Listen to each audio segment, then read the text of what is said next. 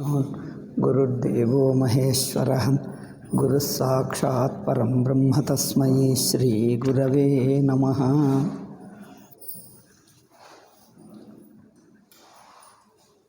ಸಾಧನಗಳು ಸಹಕಾರಿ ಸಾಧನ, ನೇರ ಸಾಧನ.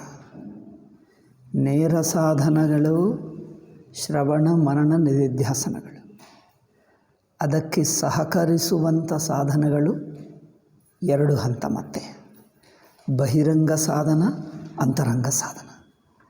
ಬಹಿರಂಗ ಅಂದರೆ ಇಂದ್ರಿಯಗಳಿಂದ ಮಾಡತಕ್ಕ ಕೆಲವು ಕ್ರಿಯೆಗಳು, ಕೆಲವು ನಡತೆಗಳು.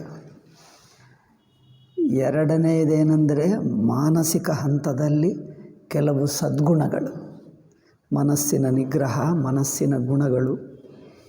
ಈ ಗುಣಗಳೆಲ್ಲ ಇಲ್ಲಿ ಹೇಳಿರುವಂಥ ಶಮದಮ ಗುಣಗಳಾಗಲಿ, ಶಮ ದಮ ಉಪರತಿ ತಿತಿಕ್ಷಾ ಸಮಾಧಾನ, ಈ ಗುಣಗಳೇ ಆಗಲಿ, ಅಥವಾ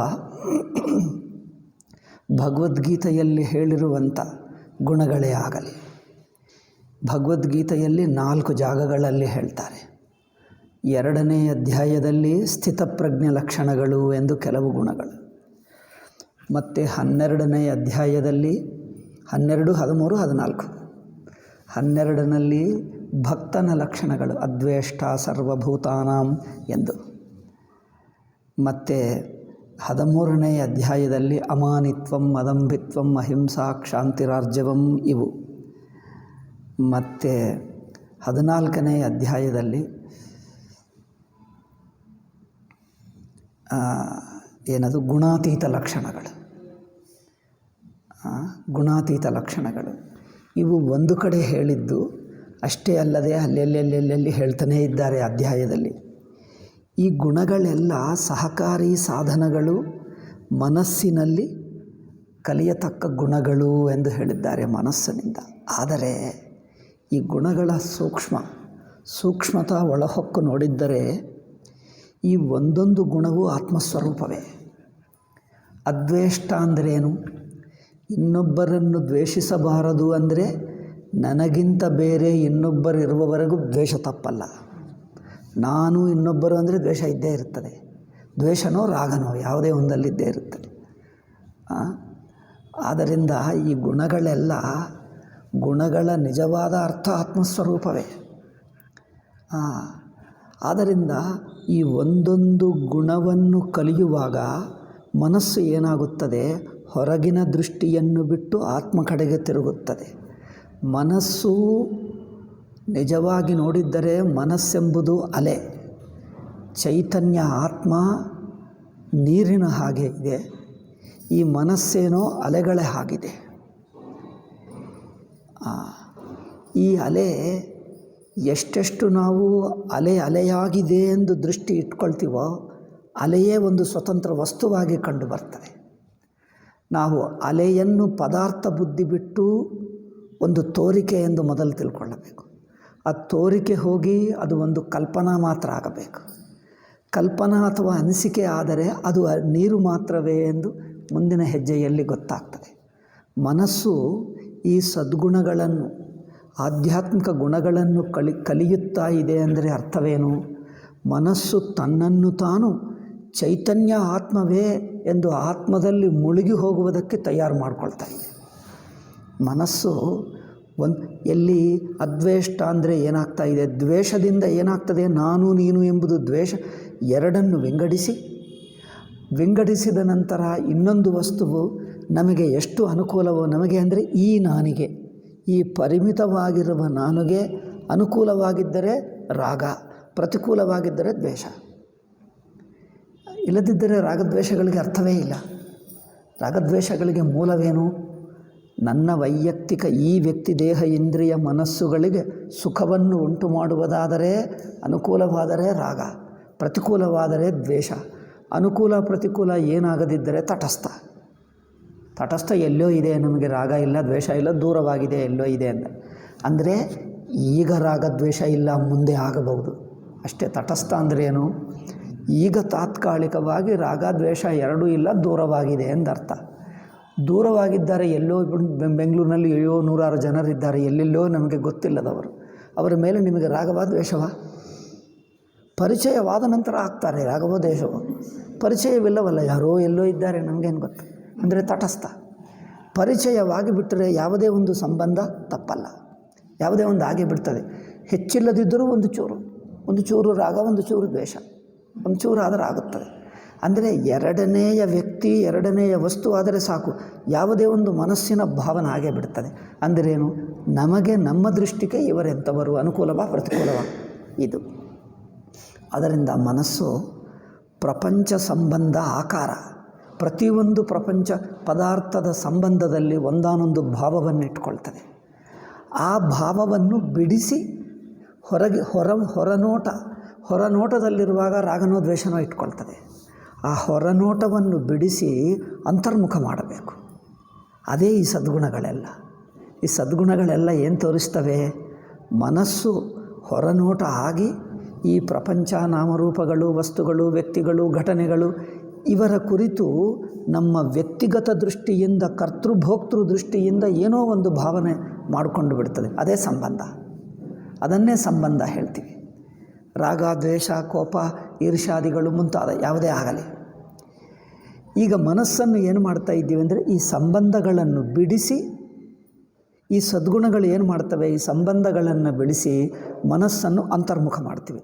ಅಂದ್ರೇನು? ಹೊರನೋಟ ಇರುವಂಥ ಮನಸ್ಸು ಒಳನೋಟ ಆಗಿಬಿಡ್ತದೆ. ಇದಕ್ಕೆ ಸಚ್ಚಿದಾನಂದ ಸ್ವಾಮೀಜಿಗಳು ಒಳ್ಳೆಯದು ಹೇಳ್ತಾರೆ. ಆ ಕಾಲದಲ್ಲಿತ್ತು, ಎಲ್ಲಿಯೂ ಕೆಲವು ದೊಡ್ಡ ದೊಡ್ಡ ರೆಸ್ಟೋರೆಂಟ್ಗಳಲ್ಲಿ ಕಂಡು ಬರುತ್ತಿತ್ತು, ಅಥವಾ ದೊಡ್ಡ ಈ ಕಾಲದಲ್ಲಿ ಎಲ್ಲರ ಮನೆಯಲ್ಲಿವೆ. ಪೂರ್ವ ಕಾಲದಲ್ಲಿ ಡೋರ್ಗಳಿರುತ್ತವೆ ನೋಡಿ, ಒಂದು ಬಾಗಿಲಿಗೆ ಡೋರ್ ಇರುತ್ತದೆ. ಆಫೀಸ್ನಲ್ಲಿ ಇರುತ್ತಿತ್ತು, ದೊಡ್ಡ ದೊಡ್ಡ ಆಫೀಸ್ಗಳಲ್ಲಿ ಯಾರು DM ಆಫೀಸೋ, ತಹಸೀಲ್ದಾರ್ ಆಫೀಸೋ ಅಂಥ ಆಫೀಸ್ಗಳಲ್ಲಿ ಇರುತ್ತಿತ್ತು. ಅಥವಾ ಪ್ರಿನ್ಸಿಪಾಲ್ಕೋ ಮಿಕ್ಕ ಯಾರಿಗಿರುತ್ತಿರಲಿಲ್ಲ. ಡೋರು ಸ್ಪ್ರಿಂಗ್ ಡೋರ್ ಇರುತ್ತದೆ. ಅದೇನು, ಒಳಗಿನಿಂದ ತಳ್ಳಬಹುದು, ಹೊರಗಿನಿಂದ ತಳ್ಳಬಹುದು, ಅಲ್ಲಿಗೆ ಹೋಗ್ತದೆ. ಇಲ್ಲ, ಈ ಸಾಮಾನ್ಯ ಡೋರು ಒಂದೇ ಸೈಡು, 2 ಸೈಡು ಮಾಡೋಕ್ಕಾಗಲ್ಲ. ಇದು ಒಂದೇ ಸೈಡು, ಯಾವುದೋ ಒಳಗೆ ಹೊರಗೇ ಅದು ಬಗ್ಗುವುದೇ ಹೊರತು ತೆರೆಯುವುದೇ ಹೊರತು 2 ಸೈಡ್ ಆಗಲ್ಲ. ಆ ಕಾಲದಲ್ಲಿ ಎಲ್ಲೋ ಒಂದು ಕಡೆ ಇರುತ್ತಿತ್ತು, ಈ ಕಾಲದಲ್ಲಿ ಎಲ್ಲ ಕಡೆ ಬಂದಿದೆ ಅನಿಸುತ್ತದೆ. ಅದರಿಂದ ಸ್ವಾಮೀಜಿ ಹೇಳುತ್ತಿದ್ದರು, ಸಚ್ಚಿದಾನಂದ ಸ್ವಾಮಿಗಳು, ಆ ಹೋಟೆಲ್ನಲ್ಲಿ ಹೇಗೆ ಡೋರು 2 ಸೈಡ್ ಇರುತ್ತದೋ, ನಮ್ಮ ಮನಸ್ಸು ಅಂಥದ್ದೇ ಸ್ಪ್ರಿಂಗ್ ಡೋರೇ. ನಮ್ಮ ಮನಸ್ಸು ಸ್ಪ್ರಿಂಗ್ ಡೋರ್ ಆಗಿರುತ್ತದೆ. ಅದಕ್ಕೆ ಆ ಸೈಡು ತಳ್ಳಿದರೆ ಆ ಸೈಡು ಆಗಬಹುದು, ಈ ಸೈಡ್ ಆಗಬಹುದು. ಅದನ್ನು ಇನ್ ಆ್ಯಂಡ್ ಔಟ್ ಅಲ್ಲವೇ, ಎಕ್ಸಿಟ್ ಆ್ಯಂಡ್ ಎಂಟ್ರಿ, ಅದು ಒಳಗೆ ಹೋಗುತ್ತದೆ, ಹೊರಗೆ ಹೋಗುತ್ತದೆ. ಇದು ಮನಸ್ಸಿನ ಸ್ವಭಾವ. ನಮಗೆ ಇದು ಹೊರಗೆ ಹೋಗುವ ಅಭ್ಯಾಸ ಆಗಿಬಿಟ್ಟಿತು. ಹೊರಗಿನ ಪದಾರ್ಥಗಳು, ವ್ಯಕ್ತಿಗಳು, ಇವುಗಳ ಸಂಬಂಧದಲ್ಲಿ ಆಯಾ ವಸ್ತುಗಳು, ವ್ಯಕ್ತಿಗಳು ನಮಗೆ ಏನಾಗ್ತಾರೆ, ನಮಗೇನು ಸಂಬಂಧ, ನಮಗೆ ಏನಾಗ್ತಾರೆ, ಆ ಸಂಬಂಧಪು ಭಾವವನ್ನೇ ರಾಗದ್ವೇಷಾದಿಗಳು ಎಂದು ಹೇಳಿಬಿಟ್ಟಿದ್ದೆ.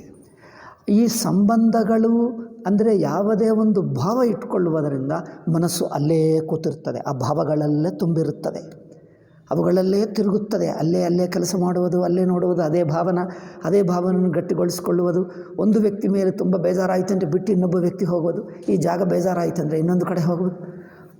ಏಕೆ? ಅಲ್ಲಿ ಬೇಜಾರಾಗುವವರೆಗೆ ಇರುತ್ತಾನೆ, ಮತ್ತೆ ಬೇಜಾರಾಗಿ ಮತ್ತೆ ಇನ್ನೊಂದು ಕಡೆ ಹೋಗ್ತಾನೆ. ಅಂದರೆ ವಸ್ತುಗಳು, ವ್ಯಕ್ತಿಗಳು, ಘಟನೆಗಳ ಜೊತೆಗೆ ಯಾವುದೇ ಒಂದು ಭಾವನೆ ಮೊದಲು ಚೆನ್ನಾಗಿದೆ ಅಂದ್ಕೊಳ್ತೀವಿ. ಬರೀ ಚೆನ್ನಾಗಿದ್ದರೆ ಹಾಗೇ ಇರೋದು, ಹೌದು ಅಲ್ಲೇ ಇದ್ದೀನಿ ಅದಕ್ಕೋಸ್ಕರನೇ ಹೇಳ್ತಾನೆ.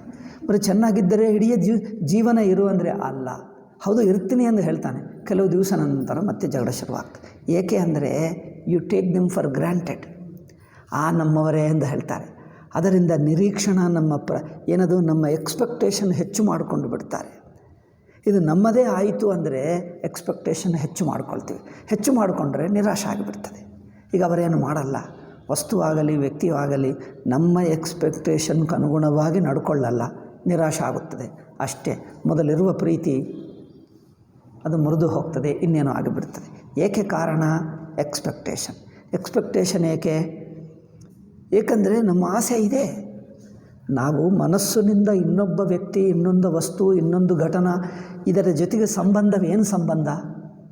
ಎಲ್ಲ ಪ್ರಪಂಚ ಜೊತೆಗೆ ಸಂಬಂಧವೆಲ್ಲ ಒಂದೇ ಒಂದು. ನಾವು ಸುಖವಾಗಿರಬೇಕು, ನಿಶ್ಚಿಂತವಾಗಿ ಸುಖವಾಗಿ ನಿರ್ಭಯವಾಗಿರಬೇಕು. ಈ ವಸ್ತುಗಳು ನಮಗೆ ಎಷ್ಟರ ಮಟ್ಟಿಗೆ ಆ ಸುಖವನ್ನು, ಆ ನಿರ್ಭಯವನ್ನು, ಆ ಆನಂದವನ್ನು ಉಂಟು ಮಾಡ್ತವೆ. ಅದೊಂದೇ ಸಂಬಂಧ ಇಡೀ ಪ್ರಪಂಚಕ್ಕೆ. ಅದೇಕೆ ಅಂದರೆ ಇಡೀ ಪ್ರಪಂಚ ನಮಗೇನೂ ಅಲ್ಲ, ಇದೊಂದೇ. ನಾನು ಇದ್ದೇನೆ, ಈ ನನ್ನನ್ನು ಎಷ್ಟರ ಮಟ್ಟಿಗೆ ಇದು ಸುಖವಾಗಿ ಉಳಿಸುತ್ತದೆ. ಇದೇನು ಅಂದರೆ ಮರಿ ಇರುವುದೇ ಇದು ಸಹಜ. ಇದೇನೋ ಯೋಚನೆ ಮಾಡಿಕೊಂಡು ನೀವೇನಾದರೂ ಒಬ್ಬನೇ ಬೇಕೆಂದು ಮಾಡಿಕೊಂಡಿದ್ದೇನಲ್ಲ, ಇದು ಸಹಜವಾಗಿದೆ. ಎಲ್ಲ ಜೀವರಿಗಿರುವುದೇ ಸಹಜ. ಅಂದರೆ ಇಡೀ ಪ್ರಪಂಚ ಹುಟ್ಟಿದ್ದೇ ಅದಕ್ಕೋಸ್ಕರ, ಪ್ರಪಂಚ ಸೃಷ್ಟಿಯಾಗಿದ್ದೇ ಅದಕ್ಕೋಸ್ಕರ. ನಾನು ಜೀವನಾಗಿ ಜೀವನ ಒಂದು ಎಕ್ಸ್ಪೆಕ್ಟೇಷನ್, ಒಂದು ಆಸೆ ಇಟ್ಕೊಂಡುವವರೆಗೂ ಪ್ರಪಂಚ ಇರುತ್ತದೆ. ನನಗೆ ಆಸೆ ಇಲ್ಲ ಅಂದರೆ ಪ್ರಪಂಚ ಏಕೆ? ಅದು ಇದ್ದೋ ಇಲ್ಲವೋ ನಮಗೇನು ಬೇಕಾಗೇ ಇಲ್ಲ. ಪ್ರಪಂಚ ಎನ್ನುವುದು ಒಂದು ಇಂದ್ರಿಯ ಮನಸ್ಸುಗಳಿಗೆ ಗೋಚರವಾಗುವಂಥ ವಿಷಯ ರೂಪ. ಆ ವಿಷಯ ಏನು ಮಾಡುತ್ತದೆ? ವಿಷಯವಾಗಿ ನಮಗೆ ಸಂಬಂಧವಾಗಬೇಕು. ಸಂಬಂಧವಾದರೆ ಅದರಲ್ಲಿ ನಮಗೆ ಸುಖ, ಸೌಖ್ಯ, ನಿರ್ಭಯ ಮುಂತಾದ ನಮಗೆ ಸೆಕ್ಯೂರಿಟಿ, ಭದ್ರತೆ ಮುಂತಾದವು ಕೊಡುತ್ತದೆ. ಇದು ಕೊಡದಿದ್ದರೆ ಪ್ರಪಂಚ ನಮಗೇಕೆ? ನಮಗೆ ಏನೂ ಉಪಯೋಗವಿಲ್ಲದೆ ವಸ್ತುವನ್ನು ನೋಡ್ತೀವ, ಅದರಿಂದ ನಮಗೇನು ಉಪಯೋಗವಾ? ಅಂದರೆ ಪ್ರಪಂಚವನ್ನು ಈ ಜೀವಭಾವ ಇರುವಂಥ ಕರ್ತೃಭೋಕ್ತೃ ಆಗಿರುವ ಜೀವನಿಗೆ ಎಷ್ಟು ಉಪಯೋಗ, ಹೇಗೆ ಉಪಯೋಗ ಅದೇ ನೋಡ್ತದೆ. ಅದರಿಂದ ಪ್ರಪಂಚಕ್ಕೆ ನಮಗೆ ಜ್ಞಾತೃಜ್ಞೇಯಕ್ಕೆ ಸಂಬಂಧವೇನು? ಉಪಯೋಗ ಸಂಬಂಧವೇ. ಏನು ಉಪಯೋಗ?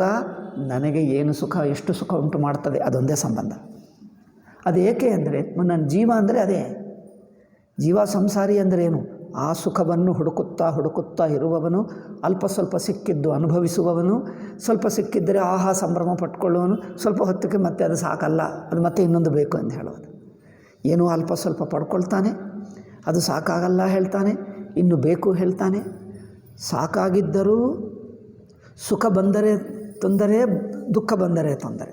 ಸುಖ ಉಂಟಾಗಿದ್ದರೆ ಏನಾಗುತ್ತದೆ? ಒಂದು ಸಲ ಬಂತಲ್ಲ, ಇನ್ನು ಹೆಚ್ಚು ಬೇಕು ಅನಿಸುತ್ತದೆ, ಅದೇ ಬೇಕು ಅನಿಸುತ್ತದೆ, ಹೆಚ್ಚು ಬೇಕು ಅನಿಸುತ್ತದೆ. ಬಂದಿಲ್ಲ ಅಂದರೆ ಇದು ಬಂದಿಲ್ಲ, ಇದು ಬೇಡ ನಮಗೆ ಅಂದರೆ ಇದು ವ್ಯರ್ಥ ಎಂದು ಬಿಟ್ಟುಬಿಟ್ಟು ಇನ್ನೊಂದು ಕಡೆ ಹೋಗ್ತದೆ. ಆದರೆ ಎರಡು ಸಂಬಂಧಗಳು. ಅಂದರೆ ಮನಸ್ಸು ಹೀಗೇಕೆ ಆಗ್ತಾ ಇದೆ ಅಂದರೆ ಮನಸ್ಸು ಹೊರನೋಟ ಇರುವವರೆಗೂ ಹೀಗೆ ಇರುತ್ತದೆ. ಏಕೆ? ಹೊರನೋಟ ಅಂದ್ರೇನು?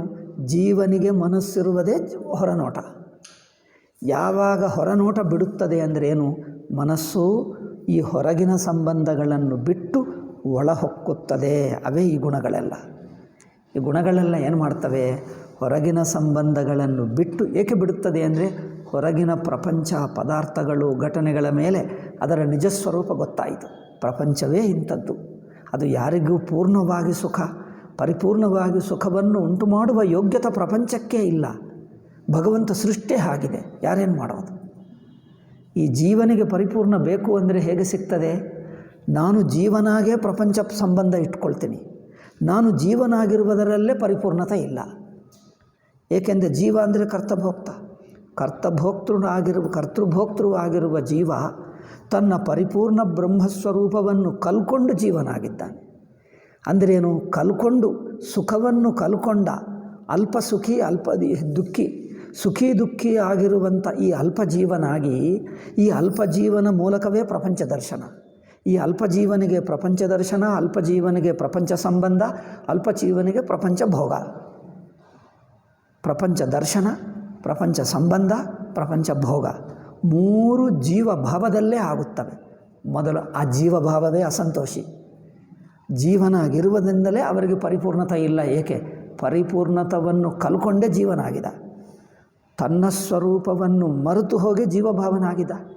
ಈಗ ಆ ಜೀವನಿಗೆ ಮತ್ತೆ ಪರಿಪೂರ್ಣ ಸಿಗಬೇಕು ಅಂದರೆ ಈ ಜೀವತ್ವವನ್ನು ಬಿಟ್ಟು ತನ್ನ ಸ್ವರೂಪದಲ್ಲಿ ನಿಂತಿದ್ದರೆ ಪರಿಪೂರ್ಣ. ಅದು ಮಾತ್ರ ಪ್ರಯತ್ನ ಮಾಡಲ್ಲ, ತನ್ನ ಸ್ವರೂಪ. ಏಕೆಂದರೆ ಪರಿಪೂರ್ಣತ ತನ್ನ ಸಹಜ ಸ್ವರೂಪ. ತನ್ನ ಸಹಜ ಸ್ವರೂಪದಲ್ಲೇ ಪರಿಪೂರ್ಣತೆ ಸಿಗ್ತದೆ. ಹೊರಗಿನಿಂದ ಎಷ್ಟೇ ಬರಲಿ ಅದು ಹೊರಗಿಂದೇ ಇರುತ್ತದೆ. ಹೊರಗಿನಿಂದ ಎಷ್ಟೇ ಬರಲಿ, ಯಾವುದೇ ಬರಲಿ, ಹೊರಗಿಂದೇ ಆಗುತ್ತದೆ ಹೊರತು ತನ್ನದು ಹೇಗೆ ಆಗುತ್ತದೆ? ನೀವು ಎಷ್ಟು ಶರ್ಟ್ಗಳೇ ಹಾಕೋ, ಎಷ್ಟು ಹತ್ತಿರ ಟೈಟಾಗೆ ಹೊಲಿಸ್ಕೊಂಡು ಹಾಕೋ, ಆದರೂ ನಿಮ್ಮ ಚರ್ಮ ಇರುವಷ್ಟು ಆಗುತ್ತದೆ ಶರ್ಟು. ಚರ್ಮ ಹೇಗೆ ನನ್ನಲ್ಲಿ ಉದಾಹರಣದಲ್ಲಿ ಚರ್ಮ ಹೇಗೆ ಈ ಕೈ, ಕಾಲು, ಬೆರಳು ಇದೆಲ್ಲ ನನ್ನ ಶರೀರದಲ್ಲಿ ಸಹಜವಾದ ಅಂಗವೋ, ಹಾಗೆ ಈ ಶರ್ಟು ನನ್ನಲ್ಲಿ ಸಹಜವಾದ ಅಂಗ ಆಗುತ್ತದೆ. ಎಷ್ಟು ಹತ್ತಿರವೇ ಇಟ್ಕೋ, ಎಷ್ಟು ವಾರ ದಿವಸವರೆಗೂ ಇದು ತೆಗೆಯದೆ ಹಾಗೆ ಮೈ ಮೇಲೇ ಇಟ್ಕೋ, ಆದರೆ ನಿಮ್ಮ ಮೈ ಆಗಲ್ಲ. ಏಕೆ ಆಗಲ್ಲ? ವಾರ ದಿವಸ ಆಗಲ್ಲ ಅಂದರೆ 1 ತಿಂಗಳು ಇಟ್ಕೊಳ್ತೀನಿ. 1 ತಿಂಗಳು ಇಟ್ಕೊಂಡ್ರೆ ಅದು ಹರಿದು ಹೋಗುತ್ತದೆ, ದುರ್ಗಂಧ ಬರುತ್ತದೆ ಹೊರತು ನಿಮ್ಮ ಮೈ ಆಗಲ್ಲ. ಅಂದರೆ ಹೊರಗಿಂದೇ ತಾನು ಹೇಗೆ ಆಗುತ್ತದೆ? ಆದ್ದರಿಂದ ತಾನು ಪ್ರಮಾತೃತ್ವ ಕರ್ತೃಭೋಕ್ತೃತ್ವ ಭಾವ ಇಟ್ಕೊಂಡು ಈ ಹೊರಗಿನ ವಸ್ತುಗಳನ್ನು ಎಷ್ಟು ಪಡ್ಕೊಂಡರೂ ಅದು ಹೊರಗಿಂದಾಗೇ ಸಂಬಂಧ ಆಗುತ್ತದೆ ಹೊರತು ಅದು ನಾನಾಗಿ ಬಿಡ್ತದೆ? ಆಗುವುದೇ ಅಲ್ಲ. ಅದು ತಾನು ತನ್ನ ಸ್ವರೂಪ, ನನ್ನ ಸಹಜ ಸ್ವರೂಪ ಆಗುತ್ತದೆ. ನನ್ನ ಸಹಜ ಸ್ವರೂಪ ಆದರೆ ಆಗಬೇಕಾದರೆ ಅದು ಹೊರಗೆ ಇರುತ್ತಿರಲಿಲ್ಲ, ಇಲ್ಲೇ ಇರುತ್ತಿತ್ತು. ಸಹಜ ಸ್ವರೂಪ ಆಗಬೇಕಾದರೆ ಹೊರಗೆ ಇರುತ್ತಿತ್ತು, ನನ್ನನ್ನು ಬಿಟ್ಟು ದೂರವಾಗಿ ಏಕೆ ಇರುತ್ತಿತ್ತು? ಯಾವುದು ನನ್ನ ಸ್ವರೂಪವೋ ನನ್ನಲ್ಲೇ ಇರುತ್ತದೆ, ನಾನಾಗೇ ಇರುತ್ತದೆ, ನನಗಿಂತ ಬೇರೆ ಇರುತ್ತಿರಲಿಲ್ಲ.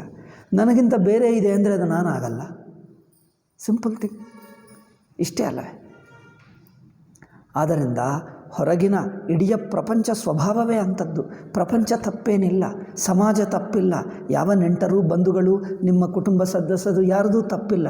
ಏಕೆ? ಅದು ಸ್ವಭಾವವೇ ಅಷ್ಟು. ಅವರ ಸೃಷ್ಟಿ, ಆ ಸಂಬಂಧಗಳೇ ಹಾಗೆ ಇವೆ, ಯಾರೂ ಏನು ಮಾಡೋಕ್ಕಾಗಲ್ಲ, ಇರುವ ವಸ್ತುವೇ ಅಂಥದ್ದು. ಇದು ತಿಳ್ಕೊಳ್ಳಬೇಕು. ಇದು ಯಾವಾಗ ಗಮನಿಸಿ, ಅನುಭವಗಳನ್ನು ಗಮನಿಸಿದಾಗ ಯಾವ ತತ್ವ, ಯಾವ ವಾಸ್ತವಿಕತೆ, ಯಾವ ಸತ್ಯ ಗೊತ್ತಾಗ್ತದೋ ಮನಸ್ಸು ಒಪ್ಪಬೇಕು, ಗಮನಿಸುವುದು ಬೇಕು. ಗಮನಿಸಿದ್ದರೆ ಜನರೇನು ತಿಳ್ಕೊಳ್ತಾರೆ? ಈ ಒಬ್ಬ ವ್ಯಕ್ತಿ ಹೀಗಿದ್ದಾನೆ, ಇನ್ನೊಬ್ಬರು ಹೀಗಿರಲ್ಲ, ಇನ್ನೊಬ್ಬರು ಚೆನ್ನಾಗಿರುತ್ತಾನೆ ನನ್ನ ಜೊತೆಗೆ ಅಂದ್ಕೊಳ್ತಾನೆ. ಯಾರೋ ಒಬ್ಬರು ಮೋಸ ಮಾಡಿದ್ದಾರೆ, ನನ್ನನ್ನು ಪ್ರೀತಿಯಿಂದ ನೋಡದಿದ್ದರೆ ಇವನೊಬ್ಬನು ಹೀಗಿದ್ದಾನೆ, ಇನ್ನೊಬ್ಬರು ಚೆನ್ನಾಗಿರ್ತಾರೆ ಅಂದ್ಕೊಳ್ತಾನೆ. ಅಥವಾ ಇನ್ನೊಬ್ಬರು ಸಿಗ್ತಾರೆ, ಹುಡುಕ್ಕೊಳ್ತೀನಿ ನಾನು, ಯಾರೋ ಒಬ್ಬರು ಒಳ್ಳೆಯವರು ಸಿಗ್ತಾರೆ ಅಲ್ಲವೇ, ಯಾವುದೋ ಒಂದು ಒಳ್ಳೆಯ ವಸ್ತು ಸಿಗ್ತದೆ ಅಂದ್ಕೊಳ್ತಾನೆ.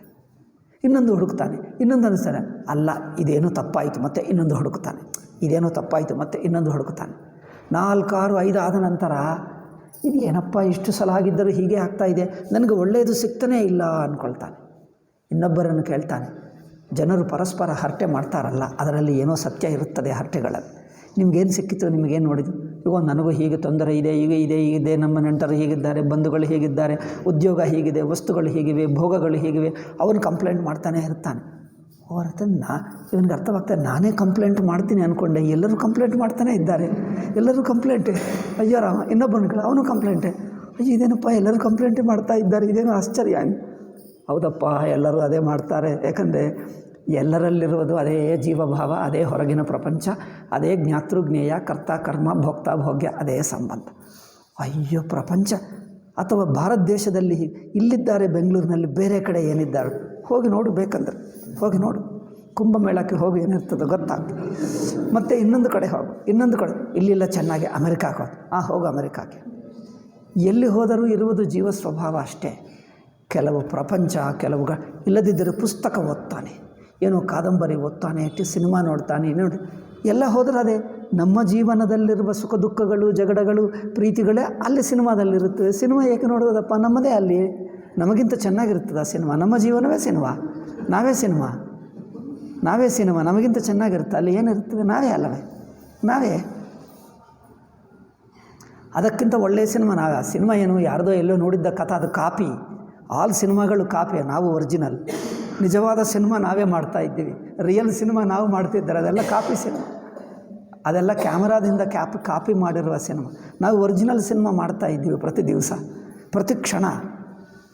ಇದು ಚೆನ್ನಾಗಿಲ್ಲವಾ? ಅಂದರೆ ನಮ್ಮನ್ನು ನಾವು ನೋಡಿಕೊಳ್ಳುವುದು ಆಗುತ್ತಾ ಇಲ್ಲ ಎಂದು ಕನ್ನಡಿ ಹಾಗೆ ಇಟ್ಕೊಂಡರೆ ನಮ್ಮನ್ನು ನಾವು ನೋಡ್ತೀವಿ ಎಂದು ಸಿನಿಮಾ ನೋಡುವುದಷ್ಟೇ. ಅಲ್ಲಿ ಹೊಸದೇನಿಲ್ಲ, ಇಲ್ಲಿದ್ದೇ ಅಲ್ಲಿರುತ್ತದೆ. ಆವಾಗ ಪ್ರಪಂಚ ಘಟನೆಗಳೆಲ್ಲ ನೋಡಿದ ನಂತರ he starts seeing a common factors. ಎಲ್ಲ ಘಟನೆಗಳಲ್ಲಿ, ಎಲ್ಲ ಮನುಷ್ಯರಲ್ಲಿ, ಎಲ್ಲ ಸಂಬಂಧಗಳಲ್ಲಿ ಕೆಲವು ವ್ಯಕ್ತಿಗೆ ವ್ಯತ್ಯಾಸ ಇರುತ್ತದೆ, ವಸ್ತುವಿಗೆ ಸ್ವಲ್ಪ ವ್ಯತ್ಯಾಸ ಇರುತ್ತದೆ. ಆದರೆ ಒಂದು ಬೇಸಿಕ್ ನೇಚರ್, ಒಂದು ಮೌಲಿಕ ಸ್ವಭಾವ ಪ್ರಪಂಚಕ್ಕೆ ಹೀಗಿದೆ. ಆ ಮೌಲಿಕ ಸ್ವಭಾವ ಮಾತ್ರ ಎಲ್ಲ ಪದಾರ್ಥಗಳು, ಎಲ್ಲ ವಸ್ತುಗಳು, ಎಲ್ಲ ವ್ಯಕ್ತಿಗಳಿಗೆ ಅದೊಂದೇ ಇರುತ್ತೆ. ಸಂಬಂಧಗಳೇ ಅಂಥದ್ದು. ಯಾವ ಸಂಬಂಧ ಪರ್ಫೆಕ್ಟ್ ಇಲ್ಲ, ಯಾವ ಸಂಬಂಧ ಪರಿಪೂರ್ಣವಾಗಿಲ್ಲ. ಇದು ಗೊತ್ತಾಗಬೇಕು. ಅಬ್ಬಾ, ಇದು ಗೊತ್ತಾದರೆ ಅವ್ರಿಗೆ ಮೊದಲು ಆಶ್ಚರ್ಯ ಆಗ್ತದೆ, ಮನಸ್ಸೊಪ್ಪಲ್ಲ, ಬೇಜಾರಾಗ್ತದೆ, ಇದೇನಪ್ಪ, ನಿರಾಶೆ ಆಗುತ್ತದೆ ಮೊದಲು. ನಂತರ ನಿರಾಶೆ ಏನು ಪಡ್ಕೊಳ್ಳಬೇಡ, ಹಿರಿಯರನ್ನು ಕೇಳು. ನಮಗೆ ಗೊತ್ತಾಗಿಲ್ಲವಲ್ಲ, ನಮಗಿಂತ ಹೆಚ್ಚಿನ ವಯಸ್ಸಿರುವಂಥ ಮುದುಕರನ್ನು ಕೇಳು. ಅವರು ಹೇಳ್ತಾರೆ, ನಿನ್ನ ವಯಸ್ಸಿನಲ್ಲಿರುವಾಗ ನಾನು ಹೀಗೆ ಅಂದ್ಕೊಂಡಿದ್ದೆ, ಹೀಗೆ ಗೊತ್ತಾಯಿತು ಪ್ರಪಂಚವು ಎಂದಿಗೂ ಹೀಗೇ. ಅಯ್ಯೋ ಅವರಿಗೂ ಹೀಗೇ ಇತ್ತಾ? ನಾನು ಅಂದ್ಕೊಂಡೆ ಅವರೆಲ್ಲರೂ ಚೆನ್ನಾಗಿದ್ದಾರೆ, ನಾನೊಬ್ಬನಿಗೆ ದುಃಖ ಅಂದ್ಕೊಂಡೆ. ಅಯ್ಯೋ ಇದು ವಿಚಿತ್ರ ಆಗಿಬಿಟ್ಟಿದೆ. ಪ್ರಪಂಚ ಕುರಿತೆ ಹೋಲ್ ಪಿಕ್ಚರೇ ಬದಲಾಯಿಸಿಬಿಟ್ಟಿದೆ. Whole understanding of the world, ಪ್ರಪಂಚದ ಕುರಿತ ನಮ್ಮ ತಿಳುವಳಿಕೆನೇ ಬದಲಾಯಿಸ್ತಾ ಇದೆ. ಅಯ್ಯೋ ಪ್ರಪಂಚನೇ ಹೀಗೆ ಇರುತ್ತದೆ, ಎಲ್ಲೇ ಹೋಗೋ ಹೀಗೇ ಅಲ್ಲವೇ? ಈ ಆಫೀಸ್ನಲ್ಲಿ, ನಮ್ಮ ಆಫೀಸ್ನಲ್ಲಿ ಯಾವಾಗಲೂ ಬಾಸ್ಗೆ ಇವರಿಗೆ, ಕೊಲೀಗ್ಸ್ಗೆ ಇವರಿಗೆ ಏನೋ ಒಂದು ಜಗಳ, ಏನೋ ಒಂದು ಸ್ವಾರ್ಥ, ಏನೋ ಒಂದು ಆಗುತ್ತದೆ. ಬೇರೆ ಆಫೀಸ್ಗಳಲ್ಲಿ ಅವರು ಯಾರು ಹೇಳ್ಕೊಳ್ಳಲ್ಲ, ಅವ್ರ ಆಫೀಸ್ ಚೆನ್ನಾಗಿದೆ ಅಂತ ಹೇಳ್ತಾರೆ. ಒಂದು ದಿವಸ ಒಳಗೆ ಹೋಗಿ ಒಂದು ದಿವಸ ಇದ್ದು ನೋಡು, ಗೊತ್ತಾಗ್ತದೆ. ಆವಾಗ ಅವರು ಪರ್ಸನಲ್ ಫ್ರೆಂಡ್ ಆದರೆ ಎಲ್ಲ ಹೇಳ್ತಾರೆ, ಓ ನಿಮ್ಮ ಆಫೀಸ್ನಲ್ಲಿ ಹಾಗೇ ಇದೆಯಾ, ಎಲ್ಲ ಕಡೆ ಹಾಗೇ ಇರುತ್ತದೆ. ಅಯ್ಯೋ ಗೊತ್ತಾಯಿತು, ಪ್ರಪಂಚ ಸ್ವಭಾವವೇ ಇಂಥದ್ದು. ಮತ್ತು ಹೋಗುವುದೆಲ್ಲಿ? ದ ಹೋಲ್ ವರ್ಲ್ಡೆಲ್ಲ ಎಲ್ಲಿಂದ ಶುರುವಾಯಿತು? ನಾನು ಜೀವಭಾವ, ನಾನೆಂಬುದು ಇಟ್ಕೊಂಡುವುದೇ ಪ್ರಪಂಚ ಸಂಬಂಧ. ಪ್ರಪಂಚ ಏನೇ ಇರಲಿ, ಸಂಬಂಧ ಮಾತ್ರ ನನಗೇ ಆಗುತ್ತದೆ. ನಾನೆಂಬುದು ಜೀವನಾಗಿದ್ದುಕೊಂಡು ಕರ್ತೃ ಭೋಕ್ತೃ ದೇಹ ಇಂದ್ರಿಯ ಮನಸ್ಸುಗಳು ಇವಿಟ್ಕೊಂಡು ಇವರ ಮೂಲಕವೇ ಸಂಬಂಧ. ಇನ್ನೇನು ಮಾಡ್ತೀವಿ? ಇರುವುದೇ ಹಾಗೆ. ಆದ್ದರಿಂದ ಎಲ್ಲರೂ ಹೀಗೆ ಇದ್ದಾರೆ, ಎಲ್ಲರೂ ಕರ್ತ ಭೋಕ್ತ, ಎಲ್ಲರಿಗೂ ದೇಹ ಇಂದ್ರಿಯ ಮನಸ್ಸುಗಳು, ಎಲ್ಲರಿಗೂ ತಮ್ಮ ಆಸೆಗಳು, ಅಭಿಮಾನಗಳು, ಅಹಂಕಾರಗಳು, ಮಮಕಾರಗಳು, ರಾಗದ್ವೇಷಗಳು ಎಲ್ಲರಿಗೂ ಇವೆ. ಎಲ್ಲರೂ ಪ್ರಪಂಚ ಸಂಬಂಧವೆಲ್ಲ ಇದರ ಮೂಲಕವೇ ನೋಡ್ತಾರೆ. ಮರಿ ಇದು ಬಿಟ್ಟು ಬೇರೆ ಇಲ್ಲವಾ? ಹಾಗೆ ಪ್ರಶ್ನೆ ಮಾಡು ಬುದ್ಧಿವಂತ. ಮರಿ ಇದು ಬಿಟ್ಟು ಇನ್ನು ಬೇರೆ ಬಗೆಯಾಗಿರಬಾರದ? ಬೇರೆ ಬಗೆಯಾಗಿ ಸಂಬಂಧ ಅಂದರೆ ನೀನಿರುವುದೇ ಬೇರೆ ಆಗಬೇಕು. ನೀನು ಜೀವನಾಗಿರುವವರೆಗೂ, ಕರ್ತಭೋಕ್ತ ಇರುವವರೆಗೂ ಈ ಸಂಬಂಧಗಳು ತಪ್ಪಲ್ಲ. ಮರಿ ಈ ಸಂಬಂಧಗಳು ತಪ್ಪಬೇಕೆಂದರೆ ನೀನು ಯಾರೋ ಅದೇ ಬದಲಾಯಿಸಬೇಕು. ನೀನು ಕರ್ತೃಭೋಕ್ತರಾಗಿರುವವರೆಗೂ ಈ ಸಂಬಂಧಗಳು ರಾಗದ್ವೇಷಾದಿಗಳೇ ಇರುತ್ತವೆ. ರಾಗದ್ವೇಷಾದಿಗಳ ಸಂಬಂಧನೇ ಬಿಡಬೇಕಂದರೆ ನೀವು ಇರುವ ಜೀವಭಾವವೇ ಬಿಡಬೇಕು. ಇದಾಗುತ್ತದಾ? ಅದಕ್ಕೋಸ್ಕರನೇ ಅಲ್ಲವೇ ಮರಿ ವೇದಾಂತಗಳು, ನಾವು ಹೇಳೋದೆಲ್ಲ ಇದಕ್ಕೋಸ್ಕರನೇ. ಅದನ್ನು ಹುಡುಕುತ್ತಾ ಜೀವ ಎಲ್ಲ ಕಡೆ ಹೋಗಿ ಹುಡುಕಿ ಎಲ್ಲರನ್ನು ಕೇಳಿ, ದೊಡ್ಡವರನ್ನು ಕೇಳಿ, ಸಮಾಜದಲ್ಲಿ ಯಾರು ಸೆಲೆಬ್ರಿಟಿ, ದೊಡ್ಡವರು, ಅತ್ಯಂತ ಪ್ರಸಿದ್ಧ ಜನರು, ಸಾಮಾನ್ಯ ಜನರಿರುತ್ತಾರೆ, ಕೆಲವರು ಸ್ಪೆಷಲ್ ಜನರಿರುತ್ತಾರೆ ಅಲ್ಲವೇ? ಕೆಲವರು ರಾಜಕಾರಣಿಗಳು, ಕೆಲವರು ಕ್ರಿಕೆಟ್ನಲ್ಲಿರುತ್ತಾರೆ, ಕೆಲವರು ಫಿಲ್ಮ್ನಲ್ಲಿರುತ್ತಾರೆ, ಕೆಲವರು ಲೇಖಕರು, ಕೆಲವರು ವಕ್ತಾರರು, ಪ್ರವಚನಗಳು ಮಾಡ್ತಾರೆ, ಕೆಲವರು ಕಲಾಕಾರರು, ಕೆಲವರು ಕವಿಗಳು, ಕೆಲವರು ಅವರು ಬರೆಯುತ್ತಾರೆ, ಬರೆದಿದ್ದು ಮಿಕ್ಕ ಜನರು ಓದುತ್ತಾರೆ, ಅವರ ಅವಾರ್ಡ್ಗಳು ಪಡ್ಕೊಳ್ತಾರೆ. ಅವರನ್ನು ನೋಡಿ ಅನಿಸುತ್ತದೆಯೋ ಸಾಮಾನ್ಯರಿಗಿಂತ ಇವರು ಸ್ಪೆಷಲೇ, ಇವರ ಜೀವನ ನೋಡೋಣ. ಅವರ ಜೀವನ ನಿಮಗಿಂತ ಸ್ವಲ್ಪ ಸ್ಪೆಷಲ್ ಇದೆ ಹೊರತು ಅದು ಅಷ್ಟೇ. ಏಕೆಂದರೆ ಅವರು ಅದೇ ಜೀವಭಾವ, ಅಲ್ಲೇ ಇದ್ದಾರೆ, ಅದೇ ಕರ್ತವ್ಯ ಹೋಗ್ತಾ ಇದೆ. ಆವಾಗ ಆಶ್ಚರ್ಯವಾಗ್ತದೆ. ಸ್ಪೆಷಲ್ ಪೀಪಲ್ಗೆ, ಸೆಲೆಬ್ರಿಟೀಸ್ಗೂ ಅದೇ, ನಮಗೂ ಅದೇ. ದೆನ್ ಹೋಲ್ ಒಳ್ಳೆ ಅಂಥದ್ದಾಯಿತು. ದೆನ್ ಇದಕ್ಕಿಂತ ಬೇರೆ ಇನ್ನೇನಾದರೂ ಇದೋ? ಆವಾಗ ಈಗ ಇದು ವೇದಾಂತ ಬರುತ್ತೆ. ಇದೇ ವಿವೇಕ ವೈರಾಗ್ಯ ಶಮದಮಾದಿಗಳು ಅಂದ್ರಿಗೂ ಇದೆ. ಆವಾಗ ನಾನು ಯಾರಾಗಿದ್ದೀನೋ, ಯಾವ ಸಲಕರಣೆಗಳಿಂದ ಪ್ರಪಂಚ ಸಂಬಂಧ ಇಟ್ಕೊಂಡಿದ್ದೇನೋ, ಇಲ್ಲೇ ಏನೋ ಇದೆ ತಪ್ಪು. ನಾನು ಇರುವ ಬಗೆಯಲ್ಲೇ ಏನೋ ತಪ್ಪಿದೆ. ನಾನು ಕರ್ತೃಭೋಕ್ತೃವಾಗಿರುವ ಜೀವನಾಗಿದ್ದೇನಲ್ಲ, ಇದು ಈ ರೂಪದಲ್ಲಿರುವವರೆಗೂ ಪ್ರಪಂಚ ಸಂಬಂಧ ತಪ್ಪಲ್ಲ. ಅದೇ ಬಗೆ ಸ್ವಲ್ಪ ಹಿಂದೆ ಮುಂದೆ ಸ್ವಲ್ಪ ಹೆಚ್ಚು ಕಮ್ಮಿ, ಸ್ವಲ್ಪ ಹೆಚ್ಚು ಇರುತ್ತದೆ, ಸ್ವಲ್ಪ ಬೆಟರ್ ಇರುತ್ತದೆ, ಬಟ್ ಬೇಸಿಕ್ ಅಷ್ಟೇ ಅದೇ. ಆವಾಗ ಈ ನಾನೆಂಬುದೇ ಹೇಗೆ ಬದಲಾಯಿಸುವುದು? ಅದು ಉಪದೇಶ ಸಹಸ್ರಿ ಗದ್ಯ ಭಾಗದಲ್ಲಿ ಪ್ರಾರಂಭದಲ್ಲೇ ನೋಡಿದ್ದೀವಲ್ಲ, ಶಿಷ್ಯ ಅದೇ ಪ್ರಶ್ನೆ ಮಾಡ್ತಾನೆ. ಇದಿಗೋ ನಾನು ಹೀಗಿದ್ದೇನೆ, ಸುಖಿ ದುಃಖಿ ಆಗಿದ್ದೇನೆ, ಜಗತ್ತು ಸ್ವಪ್ನ ಸುಷುಪ್ತಿ ಎಂಬ ಅವಸ್ಥೆಗಳಿಗೆ ಒಳಗಾಗ್ತಾ ಇದ್ದೇನೆ, ಜನ್ಮ ಮರಣ ಪಡ್ಕೊಳ್ತಾ ಇದ್ದೇನೆ, ಇದೇ ನನ್ನ ಸ್ವರೂಪವೋ, ಇದಕ್ಕಿಂತ ಬೇರೆ ಇನ್ನೇನಾದರೂ ಆಗಿದ್ದೀನೋ? ನೋಡಿ, ಆ ಮೌಲಿಕ ಪ್ರಶ್ನೆ ಅದು. ಆದ್ದರಿಂದ ಯಾವ ಮನಸ್ಸು ಮರದಕ್ಕೆ ನಾನೇ ಬದಲಾಯಿಸಬೇಕಂದರೆ, ನಾನಿರುವುದು ಮನಸ್ಸು ದೇಹಾದಿಗಳ ಮೂಲಕ, ದೇಹ ಇಂದ್ರಿಯ ಮನಸ್ಸುಗಳ ಮೂಲಕನೇ ನಾನಿದ್ದೆ. ಅಂದರೆ ಅವುಗಳನ್ನು ಸೇರಿಸಿಕೊಂಡೇ ನಾನಿದ್ದೇನೆ. ಮರಿ ಇವು ಇರುವವರೆಗೂ ನಾನು ಹಾಗೆ ಇರ್ತೀನಿ. ಮೊದಲು ಇವುಗಳನ್ನೇ ಬದಲಾಯಿಸಬೇಕು. ದೇಹ ಬದಲಾಯಿಸಬೇಕಂದ್ರೆ ದೇಹಕ್ಕೆ ಆಹಾರ ವಿಹಾರ ನಿಗ್ರಹ ಸ್ವಲ್ಪ ಆಗಬೇಕು. ಮತ್ತು ಇಂದ್ರಿಯಗಳಲ್ಲಿ ಸ್ವಲ್ಪ ನಿಗ್ರಹ ಆಗಬೇಕು. ಅಂದರೆ ಅವೇ ಇಂದ್ರಿಯಗಳು ಅತ್ಯಂತ ಹಿಂಸಕರವಾದ, ನಮಗೆ ಹಿಂಸೆ ಮಾಡ್ತವೆ. ನೋಡಲಿಕ್ಕೆ ಸಿಹಿಯಾಗಿರುತ್ತವೆ, ಆಕರ್ಷಣೀಯ ಮಾಡ್ತವೆ, ನಮಗೆ ಹಿಂಸೆ ಮಾಡ್ತವೆ ಅಲ್ಲವೇ? ಇಂದ್ರಿಯಗಳು ಚೆನ್ನಾಗಿ ನೋಡ್ತವೆ, ನೋಡುವುದು ಒಳ್ಳೆಯದೇ, ಅತಿಯಾಗಿ ನೋಡಿದ್ದರೆ ಪ್ರಾಬ್ಲಮ್. ಕೇಳುವುದು ಒಳ್ಳೆಯದೇ, ಇನ್ನು ಅತಿಯಾಗಿ ಕೇಳಿದ್ದರೆ ಪ್ರಾಬ್ಲಮ್. ಸ್ಪರ್ಶ ಚೆನ್ನಾಗಿದೆ, ನನಗಿದೇ ಸ್ಪರ್ಶ ಬೇಕು ಅಂದರೆ ಪ್ರಾಬ್ಲಮ್ ಅಲ್ಲವೇ? ಸ್ಪರ್ಶ ಗೊತ್ತಾಗುವವರೆಗೂ ಒಳ್ಳೆಯದೇ, ಬಟ್ ಇದು ಗೊತ್ತಾಯ್ತಲ್ಲ ಇದೇ ಬೇಕು ಅಂದರೆ ಅದೇ ಬೇಕು ನಿರಂತರವಾಗಿ ಆಗುತ್ತದಾ? ಆಗಲ್ಲ. ನಿರಂತರವಾಗಿದ್ದರೆ ನಿರಂತರವಾಗಿ ಒಂದು ಇಷ್ಟವಾದ ಸ್ಪರ್ಶ ನಿರಂತರವಾಗಿ ರಕ್ಕಾಗಲ್ಲ. ನಿರಂತರವಾಗಿ ಇದ್ದರೂ ಬೋರ್ ಆಗಿಬಿಡ್ತದೆ, ಸ್ವಲ್ಪ ಹೊತ್ತಿಗೂ ಸಾಕಲ್ಲ, ಸಾಕಾಯ್ತಿದ್ದು ಬೇಡ ಎಂದು ಮತ್ತೆ ಬಿಟ್ಟು ಹೋಗ್ತಾನೆ. ಎರಡುವೇ ಪ್ರಾಬ್ಲಮೇ. ಏನು ಮಾಡೋದಪ್ಪ? ಪ್ರಪಂಚನೇ ಆಗಿದೆ. ಆದ್ದರಿಂದ ಆ ಮನಸ್ಸನ್ನು, ಆ ಇಂದ್ರಿಯಗಳನ್ನೇ ಬದಲಾಯಿಸಬೇಕು. ಆ ಇಂದ್ರಿಯಗಳು, ಮನಸ್ಸು ಎಷ್ಟರ ಮಟ್ಟಿಗೆ ಬಹಿರ್ಮುಖವಾಗಿರುತ್ತವೋ ಅವುಗಳನ್ನು ಇಂದ್ರಿಯ ಹೇಳಿದ್ದೀವಿ. ಬಹಿರ್ಮುಖ ಇಂದ್ರಿಯಗಳನ್ನು ಶುದ್ಧಗೊಳಿಸಿ ಅಂತರ್ ಮಾಡಿಬಿಟ್ಟರೆ ಇಂದ್ರಿಯಗಳ ಇಂದ್ರಿಯತ್ವವೇ ಹೋಗುತ್ತದೆ, ಮನಸ್ಸಿನ ಮನಸ್ಸೇ ಹೋಗುತ್ತದೆ. ಮನಸ್ಸು ಮನಸ್ಸೇ ಆಗಲ್ಲ. ಬಹಿರ್ಮುಖವಾಗಿರುವ ಮನಸ್ಸು ರಾಗದ್ವೇಷಗಳು, ಸಂಬಂಧಗಳು, ಆಸೆಗಳು, ಮಮಕಾರ, ಅಹಂಕಾರ ಈ ಭಾವದಿಂದಲೇ ನೋಡುತ್ತದೆ. ಅಂಥ ಮನಸ್ಸನ್ನು ಈ ಗುಣಗಳು ಏನು ಮಾಡ್ತವೆ ಅಂದರೆ ತಿರುಗಿಸುತ್ತವೆ. ಏನು ತಿರುಗಿಸುತ್ತವೆ? ಈ ಗುಣ ಅದೇ ಮನಸ್ಸಿಗೆ ರಾಗದ್ವೇಷ ಜಾಗದಲ್ಲಿ ನಿಸ್ವಾರ್ಥತ, ಏನು ನಿಸ್ವಾರ್ಥ ಪ್ರೇಮ, ಯಾರ ಮೇಲೆ ನನ್ನವರು ಇನ್ನೊಬ್ಬರೆಂದು ಪಕ್ಷಪಾತವಿಲ್ಲದೆ ಎಲ್ಲರನ್ನು ಸಮಾನ ನೋಡ್ತದೆ, ಎಲ್ಲರನ್ನು ಸುಮ್ಮನೆ ತಿಳ್ಕೊಳ್ತದೆ. ಈ ಭಾವ ಎಷ್ಟೆಷ್ಟು ಮನಸ್ಸನ್ನು ಮಾಡ್ತೀವೋ ಮನಸ್ಸೇನಾಗುತ್ತದೆ? ಅಷ್ಟಷ್ಟು ಮನಸ್ಸು ತನ್ನ ಹೊರನೋಟವನ್ನು ಬಿಟ್ಟು ಒಳನೋಟ ಆಗುತ್ತಾ ಇದೆ, ಆತ್ಮಕ್ಕೆ ಹತ್ತಿರವಾಗುತ್ತಾ ಇದೆ. ಈ ಗುಣಗಳೆಲ್ಲ ಆತ್ಮನಲ್ಲೇ ಇವೆ. ಈ ಸಮತ್ವ ಬುದ್ಧಿ, ಎಲ್ಲರಲ್ಲಿ ಒಂದು, ಯಾವುದನ್ನು ಅತಿಯಾಗಿ ಆಸಕ್ತಿ ಪಡಲ್ಲ, ಇದೆಲ್ಲ ಆತ್ಮದಲ್ಲೇ ಇದೆ. ಆ ಆತ್ಮಗುಣವನ್ನು ಮನಸ್ಸು ಪಡ್ಕೊಳ್ತಾ ಇದೆ.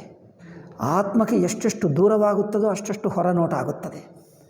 ಅದರಿಂದ ಅದು ಹೊರಗಿನ ಪ್ರಪಂಚ ಗುಣಗಳನ್ನು ಪಡ್ಕೊಳ್ತದೆ. ಎಷ್ಟೆಷ್ಟು ಪ್ರಪಂಚ ಗುಣಗಳೆಂದರೆ ಪ್ರಪಂಚ ಸಂಬಂಧದ ಗುಣಗಳು.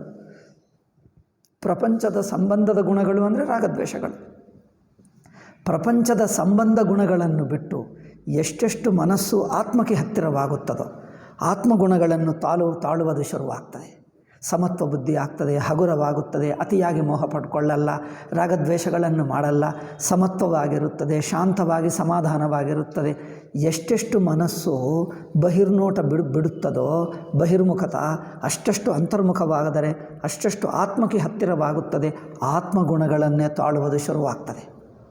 ಅದಕ್ಕೋಸ್ಕರನೇ ಈ ಗುಣಗಳೆಲ್ಲ ಏನು ಅಂದರೆ ಆತ್ಮ ತನ್ನ ಬಹಿರ್ಮುಖತ, ತನ್ನ ಪರರೂಪ ಅಂದರೆ ಇನ್ನೊಬ್ಬರ ರೂಪ, ಹೊರಗಿನ ರೂಪವನ್ನು ಬಿಟ್ಟು ತನ್ನ ನಿಜ ರೂಪಕ್ಕೆ ಹತ್ತಿರಕ್ಕಾಗ್ತಾ ಇದೆ, ತನ್ನ ಆತ್ಮಸ್ವರೂಪಕ್ಕೆ ಹತ್ತಿರವಾಗ್ತಾ ಇದೆ, ತನ್ನ ನಿಜವಾದ ಗುಣಗಳನ್ನು ಪಡ್ಕೊಳ್ಳುವುದು ಶುರುವಾಗ್ತದೆ. ಅದರಿಂದ ಮನಸ್ಸು ಆ ಡೋರ್ ಹೇಳಿದ್ದೀವಲ್ಲ, ಆ ಸ್ಪ್ರಿಂಗ್ ಡೋರು ಹೊರಗೆ ತಿರುಗುವಕ್ಕಿಂತ ಒಳಗೆ ತಿರುಗುತ್ತದೆ.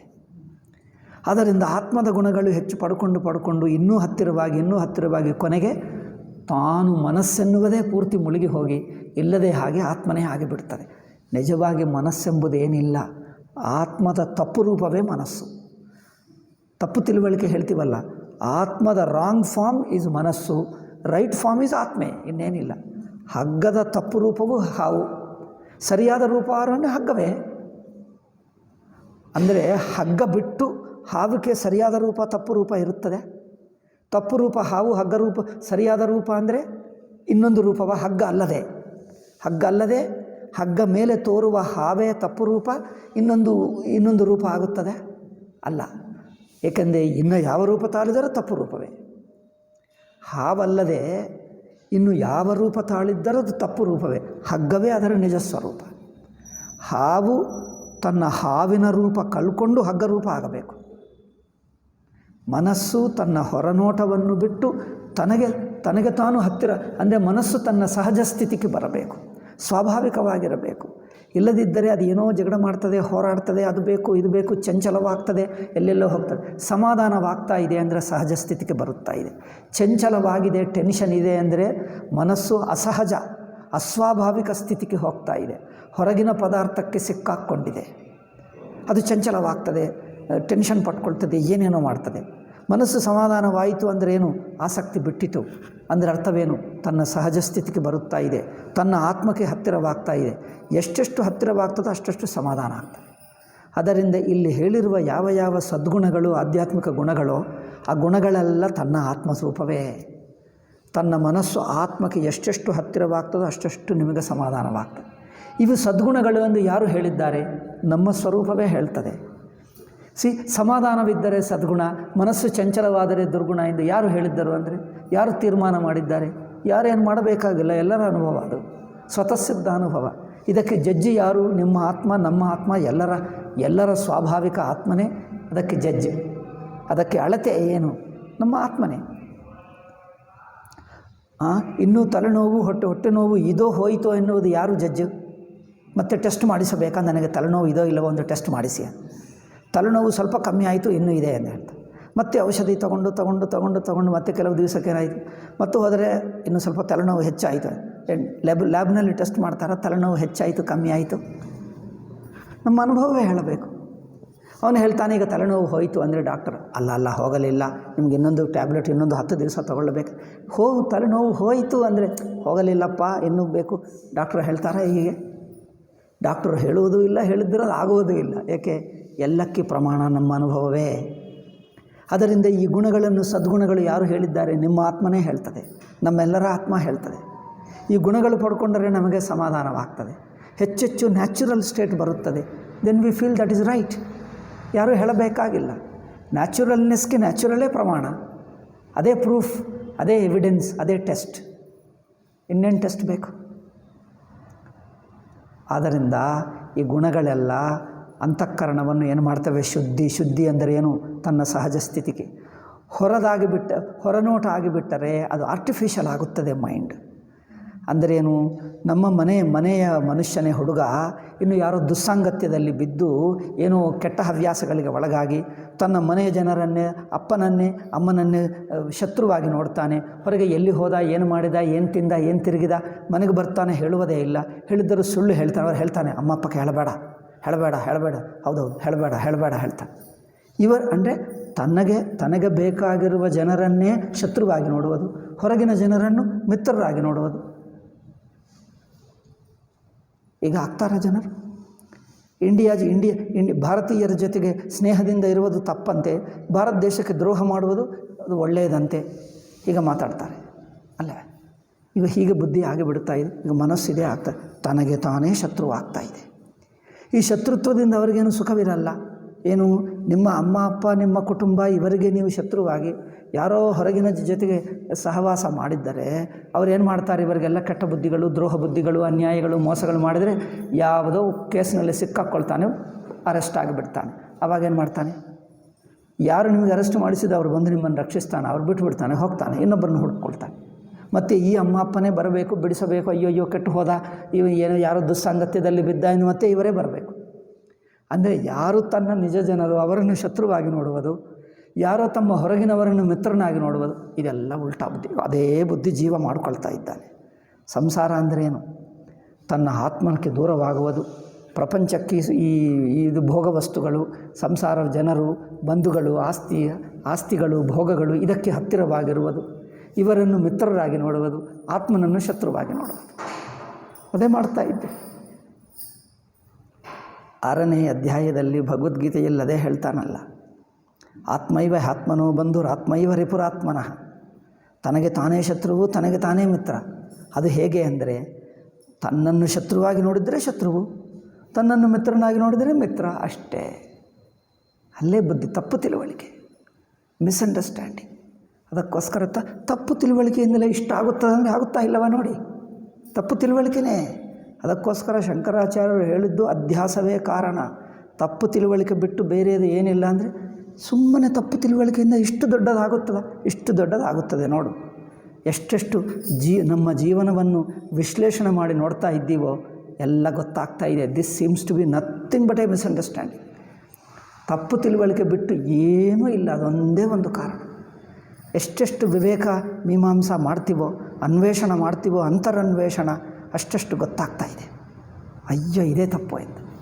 ಆದ್ದರಿಂದ ಈ ಗುಣಗಳು, ಆಂತರಿಕ ಗುಣಗಳು ಏನು ಮಾಡ್ತವೆ? ನಮ್ಮನ್ನು ಆತ್ಮಕ್ಕೆ ಹತ್ತಿರ ಮಾಡ್ತವೆ. ಮನಸ್ಸು ಸಹಜ ಸ್ಥಿತಿಗೆ ಬರುತ್ತದೆ. ಈಗ ಹೆಚ್ಚು ಹೋರಾಡಬೇಕಾಗಿಲ್ಲ, ಮನಸ್ಸು ತಾನೇ ಸಮಾಧಾನವಾಗಿರುತ್ತದೆ. ಚಂಚಲ ಮನಸ್ಸು, ತೋಚದೆ ಮನಸ್ಸಲ್ಲವೇ ಚಂಚಲವಾಗುವುದು. ದುಃಖವಿದ್ದರೆ, ಮನಸ್ಸು ದುಃಖವಿದ್ದರೆ ಚಂಚಲ ಹೆಚ್ಚಾಗ್ತದೆ. ತೋಚದಿದ್ದರೆ ಏನೇನೋ ಮಾಡ್ತದೆ, ಎಲ್ಲೆಲ್ಲೋ ಹೋಗ್ತದೆ, ಏನು ಮಾಡಬೇಕೋ ಗೊತ್ತಾಗಲ್ಲ. ಯಾವಾಗ ಸಮಾಧಾನವಾಗ್ತದೋ ಚೆನ್ನಾಗಿ ಯೋಚನೆ ಮಾಡ್ತದೆ, ಯೋಚನೆ ಮಾಡಿ ಸರಿಯಾದದ್ದೇ ಮಾಡ್ತದೆ, ತಪ್ಪು ಮಾಡಲ್ಲ, ದೂರದೃಷ್ಟಿ ಇಟ್ಕೊಳ್ತದೆ. ಚಂಚಲ ಬುದ್ಧಿ, ಕ್ಷಣಿಕ ಆವೇಶ ಇರುವವರಿಗೆ ಯಾವುದು ಬೇಕೋ ಗೊತ್ತಾಗಲ್ಲ, ಯಾವುದು ಒಳ್ಳೆಯದೋ ಯಾವುದು ಬೇಕೋ ಗೊತ್ತಾಗಲ್ಲ. ಆಸೆ, ಅಭಿಮಾನ, ಅಹಂಕಾರದಿಂದ ಪ್ರೇರಿತನಾಗಿ ಯಾವುದೋ ಕಂಡು ಬಂದರೆ ಇದೇ ಚೆನ್ನಾಗಿದೆ ಅಂದ್ಕೊಳ್ತಾರೆ. ಅದು ಚೆನ್ನಾಗಿಲ್ಲ ಅಂದರೆ ಪರವಾಗಿಲ್ಲಪ್ಪ ಸುಮ್ಮನೆ ನೀವು ಇದೇ ಚೆನ್ನಾಗಿದೆ ಅಂತ ಇನ್ನೊಬ್ಬರು ಹೇಳಿದ್ರದು ಒಪ್ಪಿಗೆ ಆಗಲ್ಲ. ಏಕೆ? ಆ ಮನಸ್ಸು ಹಾಗೆ ಆಗಿಬಿಡ್ತದೆ. ಬಹಿರ್ಮುಖ ಮನಸ್ಸಿಗೆ ತನಗೆ ತಕ್ಷಣವೇ ಒಳಗಿನ ಒತ್ತಡ ಹೆಚ್ಚಿರುತ್ತದೆ, ಒತ್ತಾಯ. ಆಸೆಯಿಂದ ಆಸೆ ಎಷ್ಟು ಪ್ರೆಷರ್ ಆಗಿರುತ್ತದೋ ಮೇಲೆ ಮೇಲೆ ಯಾವುದು ಕಂಡು ಬರ್ತದೋ ಇದೇ ಚೆನ್ನಾಗಿದೆ ನೋಡ್ತದೆ. ಸ್ವಲ್ಪ ಸಮಾಧಾನವಾಗಿದ್ದರೆ ಬೇಡ, ಅರ್ಜೆಂಟ್ ಮಾಡಬೇಡ, ಸ್ವಲ್ಪ ನೋಡೋಣ, ಹಿಂದೆ ಮುಂದೆ ಒಳಗೆ ಹೊರಗೆ ಎಲ್ಲ ನೋಡೋಣ, ನಿಧಾನವಾಗಿ ನೋಡಿ ತೀರ್ಮಾನ ಮಾಡೋಣ ಹೇಳ್ತದೆ ಅಲ್ಲವೇ? ಎಷ್ಟೆಷ್ಟು ಸಮಾಧಾನವಾಗಿರುತ್ತದೋ ಅಷ್ಟು ಒತ್ತಾಯಕ್ಕೆ ಒಳಗಾಗಲ್ಲ, ನಿಧಾನವಾಗಿ ಯೋಚನೆ ಮಾಡ್ತದೆ, ನಿಜವಾದ ಒಳ್ಳೆಯದನ್ನೇ ಸೆಲೆಕ್ಟ್ ಮಾಡ್ತದೆ. ಪ್ರೆಷರ್ ಇದ್ದರೆ ಯಾವುದು ಮೇಲೆ ಕಂಡು ಬರ್ತದೋ ತಕ್ಷಣವೇ ಒಪ್ಕೊಂಡು ಬಿಡ್ತದೆ ಅಷ್ಟೇ. ಅದೇ ಬುದ್ಧಿ ಇಲ್ಲಿಯೂ ಕೆಲಸ ಮಾಡ್ತಾಯಿದೆ.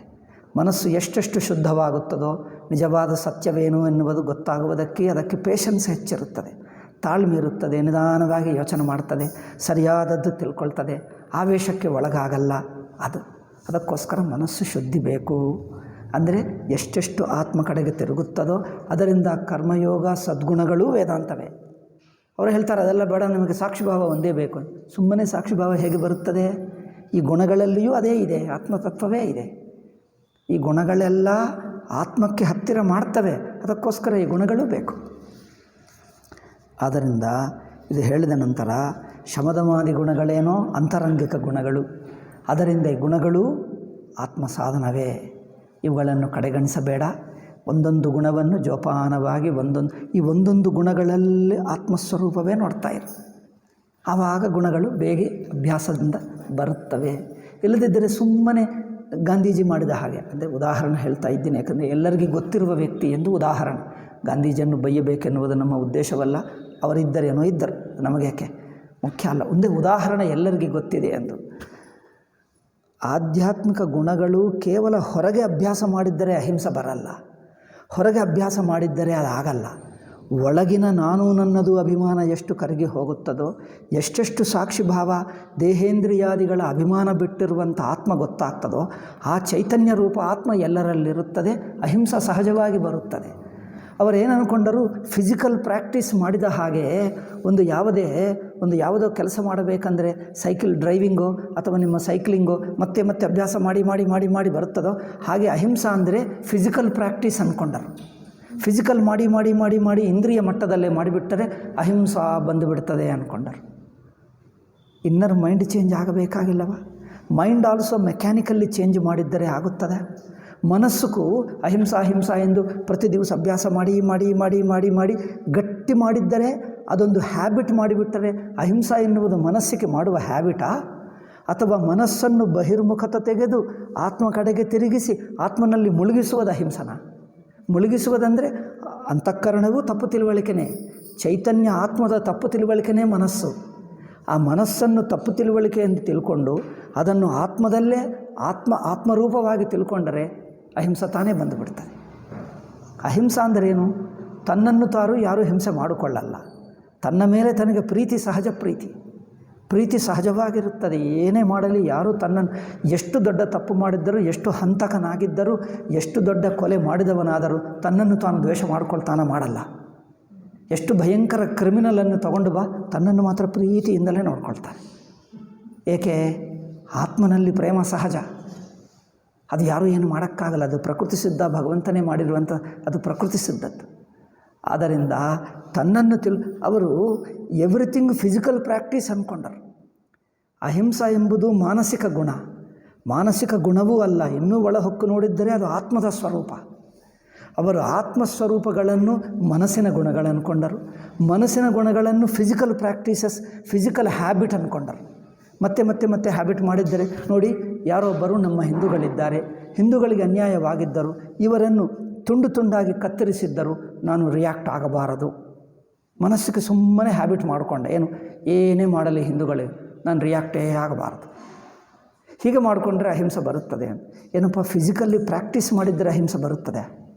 ನೀವೇ ಡಿಸೈಡ್ ಮಾಡಿಕೊಂಡು ನಿಮ್ಮ ಮನೆಯವರಿಗೆ ಮನೆಯ ಜನರಿಗೆ, ಕುಟುಂಬ ಜನರಿಗೆ, ಏನು ನಿಮ್ಮ ಮಿತ್ರರಿಗೆ ಏನು ತೊಂದರೆ ಆಗಲಿ, ಎಷ್ಟು ಕಷ್ಟ ಬರಲಿ, ನೀವೇನು ಡಿಸ್ಟರ್ಬ್ ಮಾಡ್ಕೊಳ್ಳಬೇಡ, ಸುಮ್ಮನೆ ಇರು. ಮನಸ್ಸನ್ನು ಗಟ್ಟಿಯಾಗಿ ಮಾಡ್ಕೊ ಅಲ್ಲವೇ. ಏನೇ ಆಗಲಿ ಆಗಲಿ ಪರವಾಗಿಲ್ಲ, ನಿಶ್ಚಿಂತವಾಗಿ. ಅದರಿಂದ ಹಿಂದೂಗಳಲ್ಲಿ ಸತ್ತು ಹೋಗಿದ್ದರೂ ಪರವಾಗಿಲ್ಲ ಎಂದು ನಿಶ್ಚಿಂತವಾಗಿ ತನ್ನ ಮೇಕೆ ಹಾಲು ಕುಡಿಯುತ್ತಾ ಮಲ್ಕೊಂಡಿದ್ದಾನೆ. ಅದು ಚರ್ಕ ತಿರುಗಿಸುತ್ತಾ ಏಕೆ. So this is making a dullening the mind and making it mechanically forcibly ಏನೋ ಹ್ಯಾಬಿಟ್ ಮಾಡಿಬಿಟ್ಟರೆ. ಬಿಕಾಸ್ ಗುರು ಇಲ್ಲ, ಯಾರಿಂದ ಕಲ್ತ್ಕೊಂಡಿದ್ದು ಅಲ್ಲ. ಅವ್ರಿಗೇನು ಗುರು ಇದ್ದಾರಾ? ನನಗೆ ಗುರುವಾಗುವಷ್ಟು ಯಾರೂ ಪ್ರಪಂಚದಲ್ಲಿ ಕಂಡೇ ಬಂದಿಲ್ಲ ಹೇಳಿಬಿಟ್ಟ ಗಾಂಧೀಜಿ. ಗುರುವಾಗುವ ಯೋಗ್ಯನೇ ಇಲ್ಲ ಅಂತ ಪ್ರಪಂಚದಲ್ಲಿ.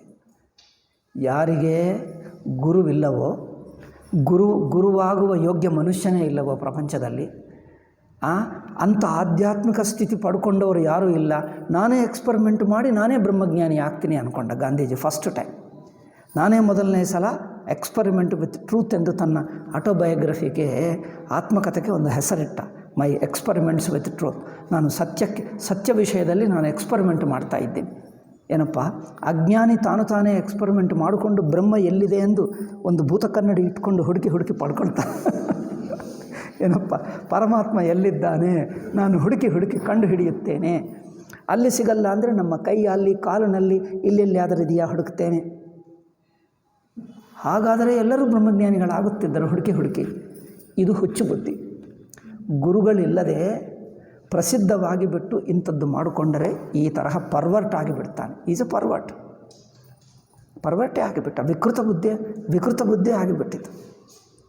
ಅಹಿಂಸಾ ಅಂದರೆ ಏನು ಅಂದ್ಕೊಂಡ?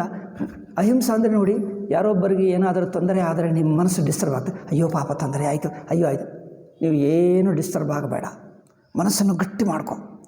ಗಟ್ಟಿ ಅಂದರೆ ಏನೋ ನ್ಯೂಸ್ ಬರುತ್ತದೆ, ಯಾರೋ ಹಿಂದೂಗಳನ್ನು ಸಾಯಿಸಿದ್ದಾರೆ, ಆಗಲಿ ಪರವಾಗಿಲ್ಲ, ಇದೇ ಅಭ್ಯಾಸ ಮಾಡ್ಕೊ. ಇದೇ ಕೆಲವು ದಿವಸ ಅಭ್ಯಾಸ ಮಾಡಿ ಹಿಂದೂಗಳನ್ನು ಎಷ್ಟು ಸಾಯಿಸಿದ್ದರೂ ನಾನು ರಿಯಾಕ್ಟ್ ಆಗಲ್ಲ. ಇದು ಅಹಿಂಸಾ, ಇದು ಬ್ರಹ್ಮಜ್ಞಾನ ಅಂದ್ಕೊಂಡು ಬಿಟ್ಟ. ಅದಕ್ಕೋಸ್ಕರ ನಾನು ಇಷ್ಟೆಲ್ಲ ಹೇಳಿದ್ದೀನಿ. ಈ ಸದ್ಗುಣಗಳೆಂಬುದು ಯಾಂತ್ರಿಕವಾಗಿ ಫಿಸಿಕಲ್ಲಿ ಅಭ್ಯಾಸ ಮಾಡಿ ನಾವು ನೋಡಿ, ಸೈಕ್ಲಿಂಗೋ, ಡ್ರೈವಿಂಗೋ, ಅಡುಗೆ ಮಾಡುವುದೋ, ಯಾವುದೇ ಒಂದು ಕೆಲಸ, ಬರವಣಿಗೆ ಬರೆದು ಅಭ್ಯಾಸ ಮಾಡ್ಕೊಳ್ತೀವಿ ಅಲ್ಲವೇ. ಯಾವುದೇ ಒಂದು ಕೆಲಸ ಮಾಡಿ 10 ಸಲ ಮಾಡಿದರೆ ಚೆನ್ನಾಗಿ ಅಭ್ಯಾಸ ಆಗಿಬಿಡ್ತು. ಹಾಗೆ ಅಹಿಂಸಾ ಎನ್ನುವುದು ಮನಸ್ಸಿಗೆ ಅಭ್ಯಾಸ ಮಾಡಿ ಅಭ್ಯಾಸ ಆಗಿಬಿಡುತ್ತೆ. ಇದು ಈ ತರಹ ಅಭ್ಯಾಸವ? ಅಥವಾ ಮನಸ್ಸಿನಲ್ಲಿ ಹೊರನೋಟ ಬಿಡಿಸಿ ಅಂತರ್ಮುಖ ಮಾಡಿ ಆತ್ಮ ಕಡೆಗೆ ತಿರುಗಿಸಿ ಆತ್ಮಸ್ವರೂಪವನ್ನು ತಿಳ್ಕೊಳ್ತಾ ಇದು ಆತ್ಮನೇ ಎಂದು ತಿಳ್ಕೊಳ್ಳುವಂಥ ಆ ಅರಿವು ಆಗಬೇಕಾ? ಆ ಅರಿವು ಆಗಬೇಕು, ತತ್ವ ವಿಚಾರ ಆಗಬೇಕು. ಆವಾಗ ಅಂತಃಕರಣ ಎಂಬುದೇ ಅಧ್ಯಸ್ಥ ಎಂದು ತಿಳ್ಕೊಳ್ಳಿ. ಈ ವೇದಾಂತ ಇಲ್ಲವೇ ಅವರಿಗೆ ವೇದಾಂತ ಯಾರು ಹೇಳಿಕೊಟ್ಟಿಲ್ಲ, ಅವರು ಓದಲು ಇಲ್ಲ, ಅವರು ಅದೇನೂ ಬೇಕಾಗೇ ಇಲ್ಲ ಅಂದ್ಕೊಂಡರು ಗುರುಗಳಂದರೆ. ನಾನೇ ಎಕ್ಸ್ಪರಿಮೆಂಟ್ ಮಾಡಿ ನಾನು ಪಡ್ಕೊಳ್ತೀನಿ ಅಂದು. ಎಲ್ಲ ಮತಗಳು ತಪ್ಪಿವೆ, ಎಲ್ಲ ಮತಗಳು ಸಮಾನವೇ, ಎಲ್ಲ ಮತಗಳಲ್ಲಿ ಕೆಲವು ತಪ್ಪುಗಳಿವೆ. ಯಾವುದಾದರೂ ನೀವು ಪ್ರಾಕ್ಟೀಸ್ ಮಾಡ್ಕೊಂಡು ನೀವು ಆಗಿಬಿಡ್ತೀವಿ ಅಂತ. ನೀವು ಓದಿದ್ದರೆ ನಿಮಗೆ ಗೊತ್ತಿರಬಹುದು. ನಾನು ತುಂಬ ಓದಿದೆ ಗಾಂಧೀಜಿ. ನಾನು ಸಣ್ಣ ಹುಡುಗನಾಗಿರುವ 8th 9th ಕ್ಲಾಸ್ನಿಂದ ಓದುತ್ತಾ ಇದ್ದೀನಿ ಗಾಂಧೀಜಿ. ಆ ಕಾಲದಲ್ಲಿ ನಾನು ಗಾಂಧೀಜಿ ಫ್ಯಾನೇ, ತುಂಬ ಓದುತ್ತಿದ್ದೆ ಗಾಂಧೀಜಿ. ಯಾಕಂದರೆ ಚಿಕ್ಕ ಹುಡುಗ ಎಂಬ ಗೊತ್ತಿಲ್ಲ, ಗಾಂಧೀಜಿ ಅಂದರೆ ಏನೋ ದೊಡ್ಡವರು ಹೇಳಿದ್ರು. ತುಂಬ ಓದಿದೆ ಗಾಂಧೀಜಿ ಪುಸ್ತಕಗಳು, ಈಗಲೂ ಇವೆ ನನಗೆ. ಅವರ ಆಟೋಬಯೋಗ್ರಫಿ ಎಷ್ಟು ಸಲ ಓದಿದ್ದೀನೋ. ಅವರ ಆಟೋಬಯೋಗ್ರಫಿ ಇದೆ ನೋಡಿ, ಎಷ್ಟೋ ಸಲ ಓದಾಯ್ತು. 20-30 ಸಲ ಆಯಿತು, ಹೆಚ್ಚೇ ಆಯಿತು. ತುಂಬ ಸಲ ಓದಿ ಅಂಡರ್ಲೈನ್. ಬಟ್ ಕೆಲವು ಒಳ್ಳೆಯ ಮಾತುಗಳು ಹೇಳ್ತಾನೆ, ಅದು ಇದೆ. ಕೆಲವು ಸಿನ್ಸಿಯರ್ ಫೆಲ್ಲೋ, ಬಟ್ ಗೈಡೆನ್ಸ್ ಇಲ್ಲ, ಸರಿಯಾದ ಗುರುವಿಲ್ಲ. ಅದೊಂದು ಇಟ್ಕೊಂಡ, ನನಗೆ ಗುರುವಾಗುವ ಯೋಗ್ಯತೆ ಯಾರಿಗಿಲ್ಲ, ನನಗೆ ಯಾರೂ ಗುರು ಸಿಗಲಿಲ್ಲ, ಗುರುವಾಗುವ ಯೋಗ್ಯತೆ ಗುರು ಆಗತಕ್ಕವರು ನನಗೆ ಯಾರೂ ಕಂಡು ಬಂದಿಲ್ಲ ಎಂದು ಹೇಳಿಬಿಟ್ಟ. ಅದರಿಂದ ಏನು ಮಾಡಬೇಕು? ನಾನೇ ಎಕ್ಸ್ಪರಿಮೆಂಟ್ ಮಾಡಿ ಕಲ್ತ್ಕೊಳ್ತೀನಿ. ಏನಪ್ಪ, ಸಾಕ್ಷಿ ಭಾವ. ನಾನೇ ಎಕ್ಸ್ಪರಿಮೆಂಟ್ ಮಾಡಿ ಏನಾಗಿದ್ದರೂ ನಾನು ಡಿಸ್ಟರ್ಬ್ ಆಗಲ್ಲ. ಏನಪ್ಪ, ಪ್ರಪಂಚದಲ್ಲಿ ಏನಾಗಿದ್ದರೂ ಮನಸ್ಸಿಗೆ ಏನು ಡಿಸ್ಟರ್ಬ್ ಆಗಬಾರದು, ರಾಗದ್ವೇಷ ಆಗಬಾರದು ಎನ್ನುವುದು ಸುಮ್ಮನೆ ಪ್ರಾಕ್ಟೀಸ್ ಮಾಡಿ ಹೇಗೆ ನೀವು ಡ್ರೈವಿಂಗ್ ಮಾಡ್ಕೊಳ್ತಿರೋ ಹಾಗೆ ಮಾಡಿ ನಾನು ಡಿಸ್ಟರ್ಬ್ ಆಗದೆ ಸಮಾಧಾನ ಎನ್ನುವುದು ಹಾಗೆ ಪಡ್ಕೊಳ್ಳತಕ್ಕದ್ದ? ಹಾಗೆ ಆಗುತ್ತದೆ? ಅದು ಹಿ ಥಾಟ್ ಲೈಕ್ ದಟ್. ಗಾಂಧೀಜಿಯನ್ನು ಮಿಕ್ಕ ಜನರು ಪೊಲಿಟಿಕ್ಸ್ ಕ್ರಿಟಿಸೈಸ್ ಮಾಡ್ತಾರೆ, ಅದು ಬೇರೆ. ನಾನು ಆಧ್ಯಾತ್ಮಿಕ ದೃಷ್ಟಿಯ ನೋಡಿದ್ದೀನಿ. ಈ ಆಧ್ಯಾತ್ಮಿಕ ವಿಷಯಗಳನ್ನೇ ನಾನು ಕ್ರಿಟಿಸೈಸ್ ಮಾಡ್ತೀನಿ. ಪೊಲಿಟಿಕಲ್ ವಿಷಯಗಳು, ಅವರು ಪಾಲಿಟಿಕ್ಸ್ ಏನೋ ಮಾಡ್ತಾರೆ, ಮಾಡಿಕೊಳ್ಳಲಿ, ಆ ಪಾರ್ಟಿ, ಆ ಪ್ರಾಬ್ಲಮ್ಸ್, ಅದೆಲ್ಲ ಅವರದ್ದು, ಅದು ನಮ್ಮ ವಿಷಯ ಅಲ್ಲ. ಯಾವಾಗ ಗಾಂಧೀಜಿ ಆಧ್ಯಾತ್ಮಿಕ ವಿಷಯಗಳನ್ನು ಹೇಳಿ ಉಲ್ಟಾ ತಿಲ್ಟಾ ಹೇಳಿ ಸರಿಯಾಗಿ ಅರ್ಥವಾಗದೆ ತಪ್ಪು ಮಾಡಿದ್ದನು. ಅವರ ಕರ್ಮಯೋಗ ತಪ್ಪರ್ಥ ಮಾಡಿಕೊಂಡ, ಹಿಂಸಾ ತಪ್ಪೆ, ಅವರ ಎಲ್ಲ ಮತಗಳು ಸಮಾನ ಅದು ಅರ್ಥ ಮಾಡಿಕೊಂಡಿಲ್ಲ. ಪ್ರತಿಯೊಂದರಲ್ಲಿ ಈ ಆಧ್ಯಾತ್ಮಿಕ ವಿಷಯಗಳಲ್ಲಿ ಅವರಿಗೆ ತಪ್ಪೇ ಇದೆ. ಏನೇನೋ ಉಲ್ಟಾ ತಿಲ್ಟಾನೇ ಮಾತಾಡಿದ. ಆದ್ದರಿಂದ ಈ ವಿಷಯಗಳನ್ನು ನಾನು ಪ್ರವಚನಗಳಲ್ಲಿ ಹೇಳಿದ್ದೀನಿ, ನಾನು ಅಲ್ಲಿ ಹೊಳೆನರಸೀಪುರದಲ್ಲಿ. ಈಗ ಮತ್ತೆ ಹೇಳೋದಾ ಇಲ್ಲಿ ಬೇಡ, ಯಾವುದೋ ಒಂದೊಂದು ಸಂದರ್ಭ ಬಂದಾಗ ಒಂದೋ ಎರಡೋ ಹೇಳ್ತೀನಿ, ಎಲ್ಲ ಹೇಳಲ್ಲ.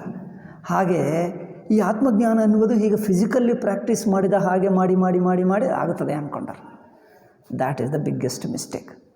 It's a common man's thinking. Common man ಅದೇ ಅಂದ್ಕೊಳ್ತಾನೆ. ಅವ್ರು ಜನರು ಹೇಳ್ತಾರೆ ನಿಧಿಧ್ಯಾಸನ ನಾನು ಮಾಡಬೇಕು ಗುರುಗಳೇ.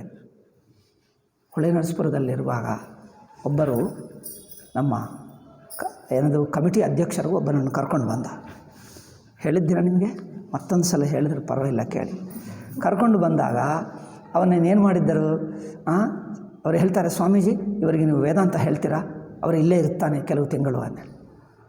ನಾನು ಹೇಳಿದ್ದೀನಿ, ಅಲ್ಲಿ ಒಬ್ಬರು ಚಂದ್ರಮೌಳಿ ಅವಧಾನಿ ಒಬ್ಬರು ಇದ್ದರು ಪಂಡಿತರು. ಈಗ ಅವರು ಸನ್ಯಾಸಿ ಆಗ ಇಲ್ಲಿ ಬಂದಿದ್ದಾರಲ್ಲ ಅವರೇ, ಅದ್ವಯಾನಂದ ಸ್ವಾಮೀಜಿ, ಅವರು ಪೂರ್ವಾಶ್ರಮ ಹೆಸರು ಚಂದ್ರಮೌಳಿ. ಅವರು ಪಾಠ ಹೇಳ್ತಾ ಇದ್ದಾನೆ ವಿದ್ಯಾರ್ಥಿಗಳಿಗೆ, ಬ್ರಹ್ಮಚಾರಿಗಳಿಗೆ, ಆ ಪಾಠ ಕೇಳಲಿ ಅಂತ ಹೇಳಿದ್ದೆ. ಇವರು ಹೇಳ್ತಾನೆ, ಅವರು ಹೇಳ್ತಾ ಇದ್ದಾರೆ, ಅವರದ್ದು ಪಾಠ ಕೇಳ್ತಾನೆ, ಆದರೆ ನೀವು ಹೇಳ್ತೀರಾ ಇವರಿಗೆ ಪಾಠ? ಇವರು ಯಾರೋ ಬ್ಯಾಕ್ಗ್ರೌಂಡ್ ಏನೋ, ಎಷ್ಟು ಅಂಡರ್ಸ್ಟ್ಯಾಂಡಿಂಗ್ ಇದೆಯೋ ಏನೂ ಇಲ್ಲದೆ ಹೇಗೆ ಸುಮ್ಮನೆ ಪಾಠ ಹೇಳುವುದು ಹೇಗೆ? ಯಾರೋ ಒಬ್ಬರು ರೆಕಮೆಂಡ್ ಮಾಡಿ ಇವರಿಗೆ ಪಾಠ ಹೇಳು ಅಂದರೆ ಇನ್ನೊಬ್ಬರು ರೆಕಮೆಂಡ್ ಮಾಡಿದರೆ ಇವ್ರು ಮಾಡಿಬಿಡ್ಬೋದಾ? ನಾನೇ ಹೇಳಿದ್ದೀನಿ, ಅದು ಕೇಳಲಿ ನೋಡೋಣ ಎಂದೆ. ಅಷ್ಟರಲ್ಲಿ ಇವರೇನು ಹೇಳ್ತಾರೆ ಗೊತ್ತಾ, ನನಗೇನು ಪಾಠ ಬೇಡ. ಅವ್ರು ಹೇಳ್ತಾರೆ, ನನಗೇನು ಪಾಠ ಬೇಡ, ಪುಸ್ತಕ ನಾನೇ ಅಲ್ಲಿ ಕಾರ್ಯಾಲಯದಿಂದ ಕೊಂಡುಕೊಂಡು ನಾನೇ ಓದ್ಕೊಂಡು ಬಿಡ್ತೀನಿ, ನನಗೆ ಪಾಠ ಬೇಡ ಎಂದು. ನಾನು ಏನು ಹೇಳಬೇಕು ಸುಮ್ಮನೆ. ಮತ್ತೆ ಇವನು ಹೇಳ್ತಾನೆ, ಹೇಳ್ತೀರಾ ಪಾಠ? ಅವ್ರು ಬೇಡ ಹೇಳ್ತಾ ಇದ್ದಾನೆ, ಇವರು ಪಾಠ ಹೇಳ್ತೀರಾ ಅಂತ. ಏನಪ್ಪ ಇದು ಏನು ಮಾಡಬೇಕು ನಾನು? ಈ ಪಾಠ ಇವರಿಗೆ ಹೇಳ್ತೀರಾ? ಅವ್ರು ಹೇಳ್ತಾನೆ, ನನಗೇನು ಬೇಡ ಹೇಳ್ತಾನೆ. ನಾನು ಸುಮ್ಮನೆ ಇದ್ದೆ. ಮತ್ತೆ ಪಾಠ ಹೇಳ್ತೀರಾ? ಇದು ಏನಪ್ಪ? ನನಗೆ ನಿಧಿಧ್ಯಾಸನ ಹೇಳಿ ಅಂದೆ. ನಿಧಿಧ್ಯಾಸನೇ ಡೈರೆಕ್ಟ್ಲಿ ಏನು ಹೇಳೋಕ್ಕಾಗ್ತದೆ? ಅವ್ರಿಗೆ ಪುಸ್ತಕ ಓದ್ಕೊಳ್ತಾನಂತೆ, ನಾನು ನಿಧಿಧ್ಯಾಸನ ಮಾತ್ರ ಹೇಳಬೇಕಂತೆ. ಆಹಾ, ಇದು ವಿಚಿತ್ರ ಬುದ್ಧಿ. ಏನು ಹೇಳಬೇಕಪ್ಪ ಇಂಥವ್ರಿಗೆ? ಕೆಲವು ದಿವಸ ಅಲ್ಲೇ ಇದ್ದ. ನಾನು ಹೇಳಿದ್ರೆ ನೋಡೋಣ, ಈಗ ಅಲ್ಲಿ ಪಾಠ ಕೇಳಿ ಮುಂದೆ ನೋಡೋಣ. ಅವ್ರ ಪಾಠದಲ್ಲಿ ಕೂತಿರ್ತಾ ಇದ್ದ. ಹಾಗೆ ಒಂದು 3 ತಿಂಗಳು 6 ತಿಂಗಳು ಆಯಿತು. ನಂತರ ಅವ್ರಿಗೆ ಹೋಗ್ತೀನಿ ಅಂತ ಬಂದ. ವೇದಾಂತ ಕಲಿಯೋಕ್ಕೆ ಬಂದಿದ್ದನಲ್ಲ ನಿಧಿಧ್ಯಾಸನಕ್ಕೆ, మరి ಎಲ್ಲಿ ಹೋಗ್ತಾನೆ ಅಂದೆ. ಅವರ ಪತ್ನಿ ಇಲ್ಲ, ಮಗಳು ಅಮೆರಿಕಕ್ಕೆ ಹೋದಳು, ಈಗ ವಾಪಸ್ ಬಂದರಂತೆ. ಅದಕ್ಕೋಸ್ಕರ ಈಗ ಹೋಗ್ತಾನೆ, ನಿಧಿಧ್ಯಾಸನ ಸಾಕಾಯಿತು, ಈಗ ಹೋಗಿಬಿಡ್ತಾನೆ ಅಷ್ಟೇ. ಇದಕ್ಕೋಸ್ಕರ ನಿಧಿಧ್ಯಾಸನ ಏನಪ್ಪ? ನಾನು ಹೇಳುತ್ತಿದ್ದೆ, ಹೊಳೆನರಸೀಪುರದಲ್ಲಿ ಎಷ್ಟೋ ಜನರು ಶ್ರೋತೃಗಳಿದ್ದಾರೆ, ಎಷ್ಟೋ ಜನರು ಮಂತ್ರುಗಳಿದ್ದಾರೆ, ಮನನ ಮಾಡುವವರಿದ್ದಾರೆ, ಶ್ರವಣ ಮಾಡುವವರಿದ್ದಾರೆ. ಇಡೀ ಹೊಳೆನರಸೀಪುರ ಕಾರ್ಯಾಲಯಕ್ಕೆ ಒಬ್ಬನೇ ಒಬ್ಬ ನಿಧಿಧ್ಯಾಸಿ. ಅವರು ಬೆಳಗ್ಗೆ ಎದ್ದ ತಕ್ಷಣವೇ ಸೈಕಲ್ ಎತ್ಕೊಂಡು ಹೋಗಿ ಹೋಟೆಲ್ನಲ್ಲಿ ಕಾಫಿ ಕುಡಿಯೋವರೆಗೂ ಅವ್ರ ನಿಧಿಧ್ಯಾಸನ ಆಗಲ್ಲ. ಅವ್ರು ಹೋಟೆಲ್ನಲ್ಲಿ ನಿಧಿಧ್ಯಾಸನ ಮಾಡ್ತಾನೆ, ಕಾಫಿ ಕುಡಿದು ಬರ್ತಾನೆ. ಈಗ ಇದು ಅವರಿಗೆ ಗೊತ್ತಾಯ್ತೀಗ ನಿಮಗೆ? ಅವ್ರಿಗೆ ಪರ್ಸನಲ್ಲಿ ಏನೋ ಪ್ರಾಬ್ಲಮ್ ಇದೆ, ಆಶ್ರಮಕ್ಕೆ ಬರ್ತಾರೆ. ಈಗ ಬಂದಿದ್ದಕ್ಕೆ ತೋರಿಸ್ಕೊಳ್ಳಬೇಕೆ, ನಾನೇನೋ ಒಂದು ವೇದಾಂತಕ್ಕೆ ಬಂದೆ ಅಂತ. ಅದಕ್ಕೋಸ್ಕರ ಏನೇನೋ. So we are here only to waste our time to these people. ಇಂಥವರಿಗೋಸ್ಕರ ನಾವು ಹೇಳಬೇಕು. ರಾಮ ಈಗ ದಿಸ್ ಇಸ್ ದ ಪ್ರಾಬ್ಲಮ್. ಅದಕ್ಕೋಸ್ಕರ ಶಾಸ್ತ್ರ ಏನು ಹೇಳ್ತದೆ, ಸನ್ಯಾಸಿ ಹುಚ್ಚು ಆಗಿರಬೇಕು, ಯಾರಿಗೆ ಗೊತ್ತಾಗಬಾರದು, ಇವರಿಗೆ ವೇದಾಂತ ಗೊತ್ತಿದೆ ಎಂದು ಗೊತ್ತಾಗಬಾರದು, ಹುಚ್ಚು ಆಗಿರಬೇಕು ಎಂದು ಹೇಳುತ್ತದೆ. ಹುಚ್ಚು ಹಾಗೇ ಇರಬೇಕು, ಏನು ಗೊತ್ತಿಲ್ಲದಂತೆಯೇ ಇರಬೇಕು. ಗೊತ್ತಿದ್ದರೆ ನೋಡಿ ಹೇಗೆ ಮಾಡ್ತಾರೆ ನೋಡಿ. ಯಾರನ್ನು ಅಯೋಗ್ಯರನ್ನು ತಂದು ಇವನಿಗೆ ಹೇಳು ಅಂದರೆ ಅವ್ರು ನನಗೆ ಬೇಡ ಎಂದು ಹೇಳ್ತಾನೆ. ಅಲ್ಲ, ನೀವು ಹೇಳಬೇಕು. ಅವ್ರು ಬೇಡ ಎಂದು ಹೇಳ್ತಾನೆ, ಅವ್ರಿಗೆ ಹೇಳಬೇಕು. ಏನು ಹೇಳೋದಪ್ಪ? ಒಬ್ಬನೇ ಮಗನಿಗೆ ಅವರು 42 ಇಯರ್ಸ್ ಬಂದಿವೆ, ಅವ್ರಿಗೆ ಮದುವೆ ಮಾಡಿಕೊಳ್ಳಬೇಕೆಂದು ಇಷ್ಟವೇ ಇಲ್ಲ. ತಾಯಿ ಏನು ಹೇಳ್ತಾರೆ, ಕಂಡು ಬಂದ ಮಂದಿರಕ್ಕೆ ಹೋಗಿ ನಮಸ್ಕಾರ ಮಾಡ್ತಾರೆ, ಏನೋ ಯಜ್ಞ ಮಾಡ್ತಾರೆ, ಪೂಜೆ ಮಾಡ್ತಾರೆ, ಜ್ಯೋತಿಷ್ಯ ತೋರಿಸ್ತಾರೆ. ಕಂಡು ಬಂದ ಸ್ವಾಮೀಜಿಗೆ ಹೋಗಿ ನಮಸ್ಕಾರ ಮಾಡ್ತಾರೆ, ಗುರುಗಳೇ ನಮಗೆ ಆಶೀರ್ವಾದ ಮಾಡಿ, ಏನು ಬೇಕು ಒಂದು ನಮ್ಮ ಮಗನಿಗೆ ಮದುವೆ ಆಗಬೇಕು ಅಂತ. ಆ ಮಗನಿಗೆ ಮಾತ್ರ ನನಗೆ ಮದುವೆ ಬೇಡ ಎಂದಿದೆ. ಇದು ಏನಪ್ಪ, ಇದು ಏನಾಗಬೇಕು? ಅವನೇನೋ ಮದುವೆ ಮಾಡ್ಕೊಳ್ಳೋ ಬೇಡ ಎಂದು ಹೇಳ್ತಾನೆ. ತಾಯಿ ಹೇಳ್ತಾರೆ, ಎಲ್ಲ ಅವ್ರಿಗೆ ಗೊತ್ತಿಲ್ಲ. 42 ಇಯರ್ಸ್ ಬಂದಿದೆ, ಅವ್ರಿಗೆ ಗೊತ್ತಿಲ್ಲ ಅಂತೆ. ತಾಯಿಯೇ ಅವ್ರಿಗೆ ಮಾಡಿಬಿಡ್ತಾರೆ. ಅವ್ರು ಸಣ್ಣ ಮಗುವಾಗಿದ್ದಾನ, ಬಾಯಿಯಲ್ಲಿ ಊಟ ಕೊಡುವ ಹಾಗೆ. 42 ಬಂದಿದೆ, ಅವ್ರಿಗೆ ಮದುವೆ ಮಾಡಿಸಿ ಈಗ ಇರುತ್ತಾರೆ. ಇಂಥವರಿಗೆ ವೇದಾಂತ ಹೇಳುವುದಂದರೆ ದೊಡ್ಡ ಪನಿಷ್ಮೆಂಟ್ ಅದು. ಆದ್ದರಿಂದ ಗಾಂಧೀಜಿ ಇಂಥವರು ಮಾಡಿಕೊಂಡಿದ್ದು ಏಕೆ ಹೇಳಬೇಕಾಗ್ತದೆ ಅಂದರೆ, ಗಾಂಧೀಜಿ ಪುಸ್ತಕ ನೋಡಿ, is A spiritual man, great man, ಅವರಿಗೆ ಮಹಾತ್ಮ ಎಂದು ಟೈಟಲ್ ಹೇಳೇ ಬಿಟ್ಟರು. ಇನ್ನೇನು ಅಲ್ಲಿ ನೋಡಿದ್ದರೆ ಏನೂ ಇಲ್ಲ. ಇಂಥದ್ದು ಕೃತಕವಾದ ಕೃತ್ರಿಮವಾದ ಕೃತಕವಾದದ್ದು ಮಾಡಿಬಿಟ್ಟರೆ ಆಧ್ಯಾತ್ಮಿಕ ಸಾಧನಗಳು ವಿಲ್ ಬಿಕಮ್ ಎ ಫಾರ್ವರ್ಡ್. ಅದು ಏನಾಗ್ತದೋ ಗೊತ್ತಾಗಲ್ಲ. ಆಯಿತು. ಆದ್ದರಿಂದ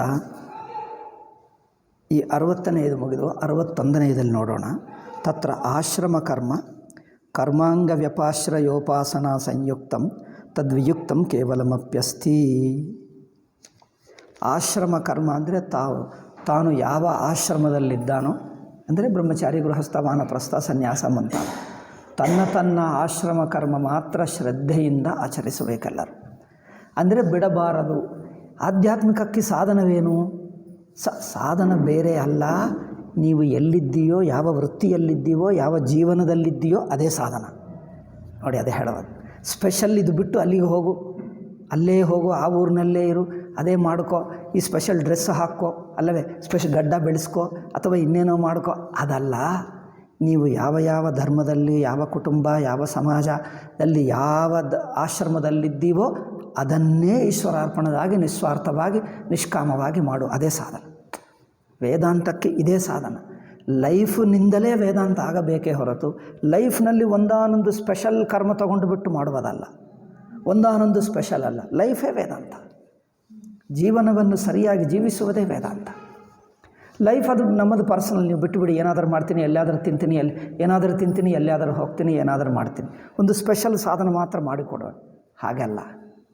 ಏಕೆಂದರೆ ಇಡೀ ಲೈಫೇ ವೇದಾಂತ. ಆದ್ದರಿಂದ ಆಶ್ರಮ ಕರ್ಮ ಕರ್ಮಾಂಗ ವ್ಯಪಾಶ್ರಯೋಪಾಸನ ಸಂಯುಕ್ತಂ ತದ್ವಿಯುಕ್ತಂ. ಆಶ್ರಮ ಕರ್ಮದಲ್ಲಿ 2 ಬಗೆ ಇರುತ್ತದೆ. ಒಂದು ಉಪಾಸನಾ ಸಮೇತವಾಗಿ, ಇನ್ನೊಂದು ಉಪಾಸನ ಇಲ್ಲದೆ ಕೇವಲ ಕರ್ಮಗಳು. ಕೆಲವರು ಕೇವಲ ಕರ್ಮಗಳು ಮಾಡ್ತಾರೆ, ಗೊತ್ತಾ? ಕೆಲವರು ಕುಟುಂಬ ಕೆಲಸಗಳೆಲ್ಲ ಜೋಪಾನವಾಗಿ, ಕುಟುಂಬ ಮನೆ ಕೆಲಸ ಆಗಲಿ, ಆಫೀಸ್ ಕೆಲಸ ಆಗಲಿ, ಸಂಪಾದನಾ ಎಲ್ಲರನ್ನು ನೋಡಿಕೊಳ್ಳುವುದು ಚೆನ್ನಾಗಿ ನೋಡ್ತಾರೆ. ಅವರಿಗೂ ತಾಳ್ಮೆ ಇರುತ್ತದೆ, ರೆಸ್ಪಾನ್ಸಿಬಿಲಿಟಿ ಇರುತ್ತೆ. ಆದರೆ ಉಪಾಸನ ಬಲ ಇಲ್ಲ. ಮನಸ್ಸಿನ ಉಪಾಸನ ಮಾಡಿದ್ದರೆ ಮನಸ್ಸಿಗೆ ಸ್ವಲ್ಪ ಒಳಹೊಕ್ಕಿನ ಅಂತರ್ಮುಖತ, ಒಂದು ಇನ್ನರ್ ರಿಲ್ಯಾಕ್ಸೇಷನ್ ಬೇರೆ ಇರುತ್ತದೆ. ಅದು ಬರಲ್ಲ. ಬಟ್ ಪರ್ಸನ್ ಒಳ್ಳೆಯವನು, ತುಂಬ ಹಾರ್ಡ್ ವರ್ಕ್ ಮಾಡ್ತಾನೆ, ಎಲ್ಲ ಕೆಲಸ ಮಾಡ್ತಾನೆ. ಇದು ಕರ್ಮ ಒಳ್ಳೆಯದೇ.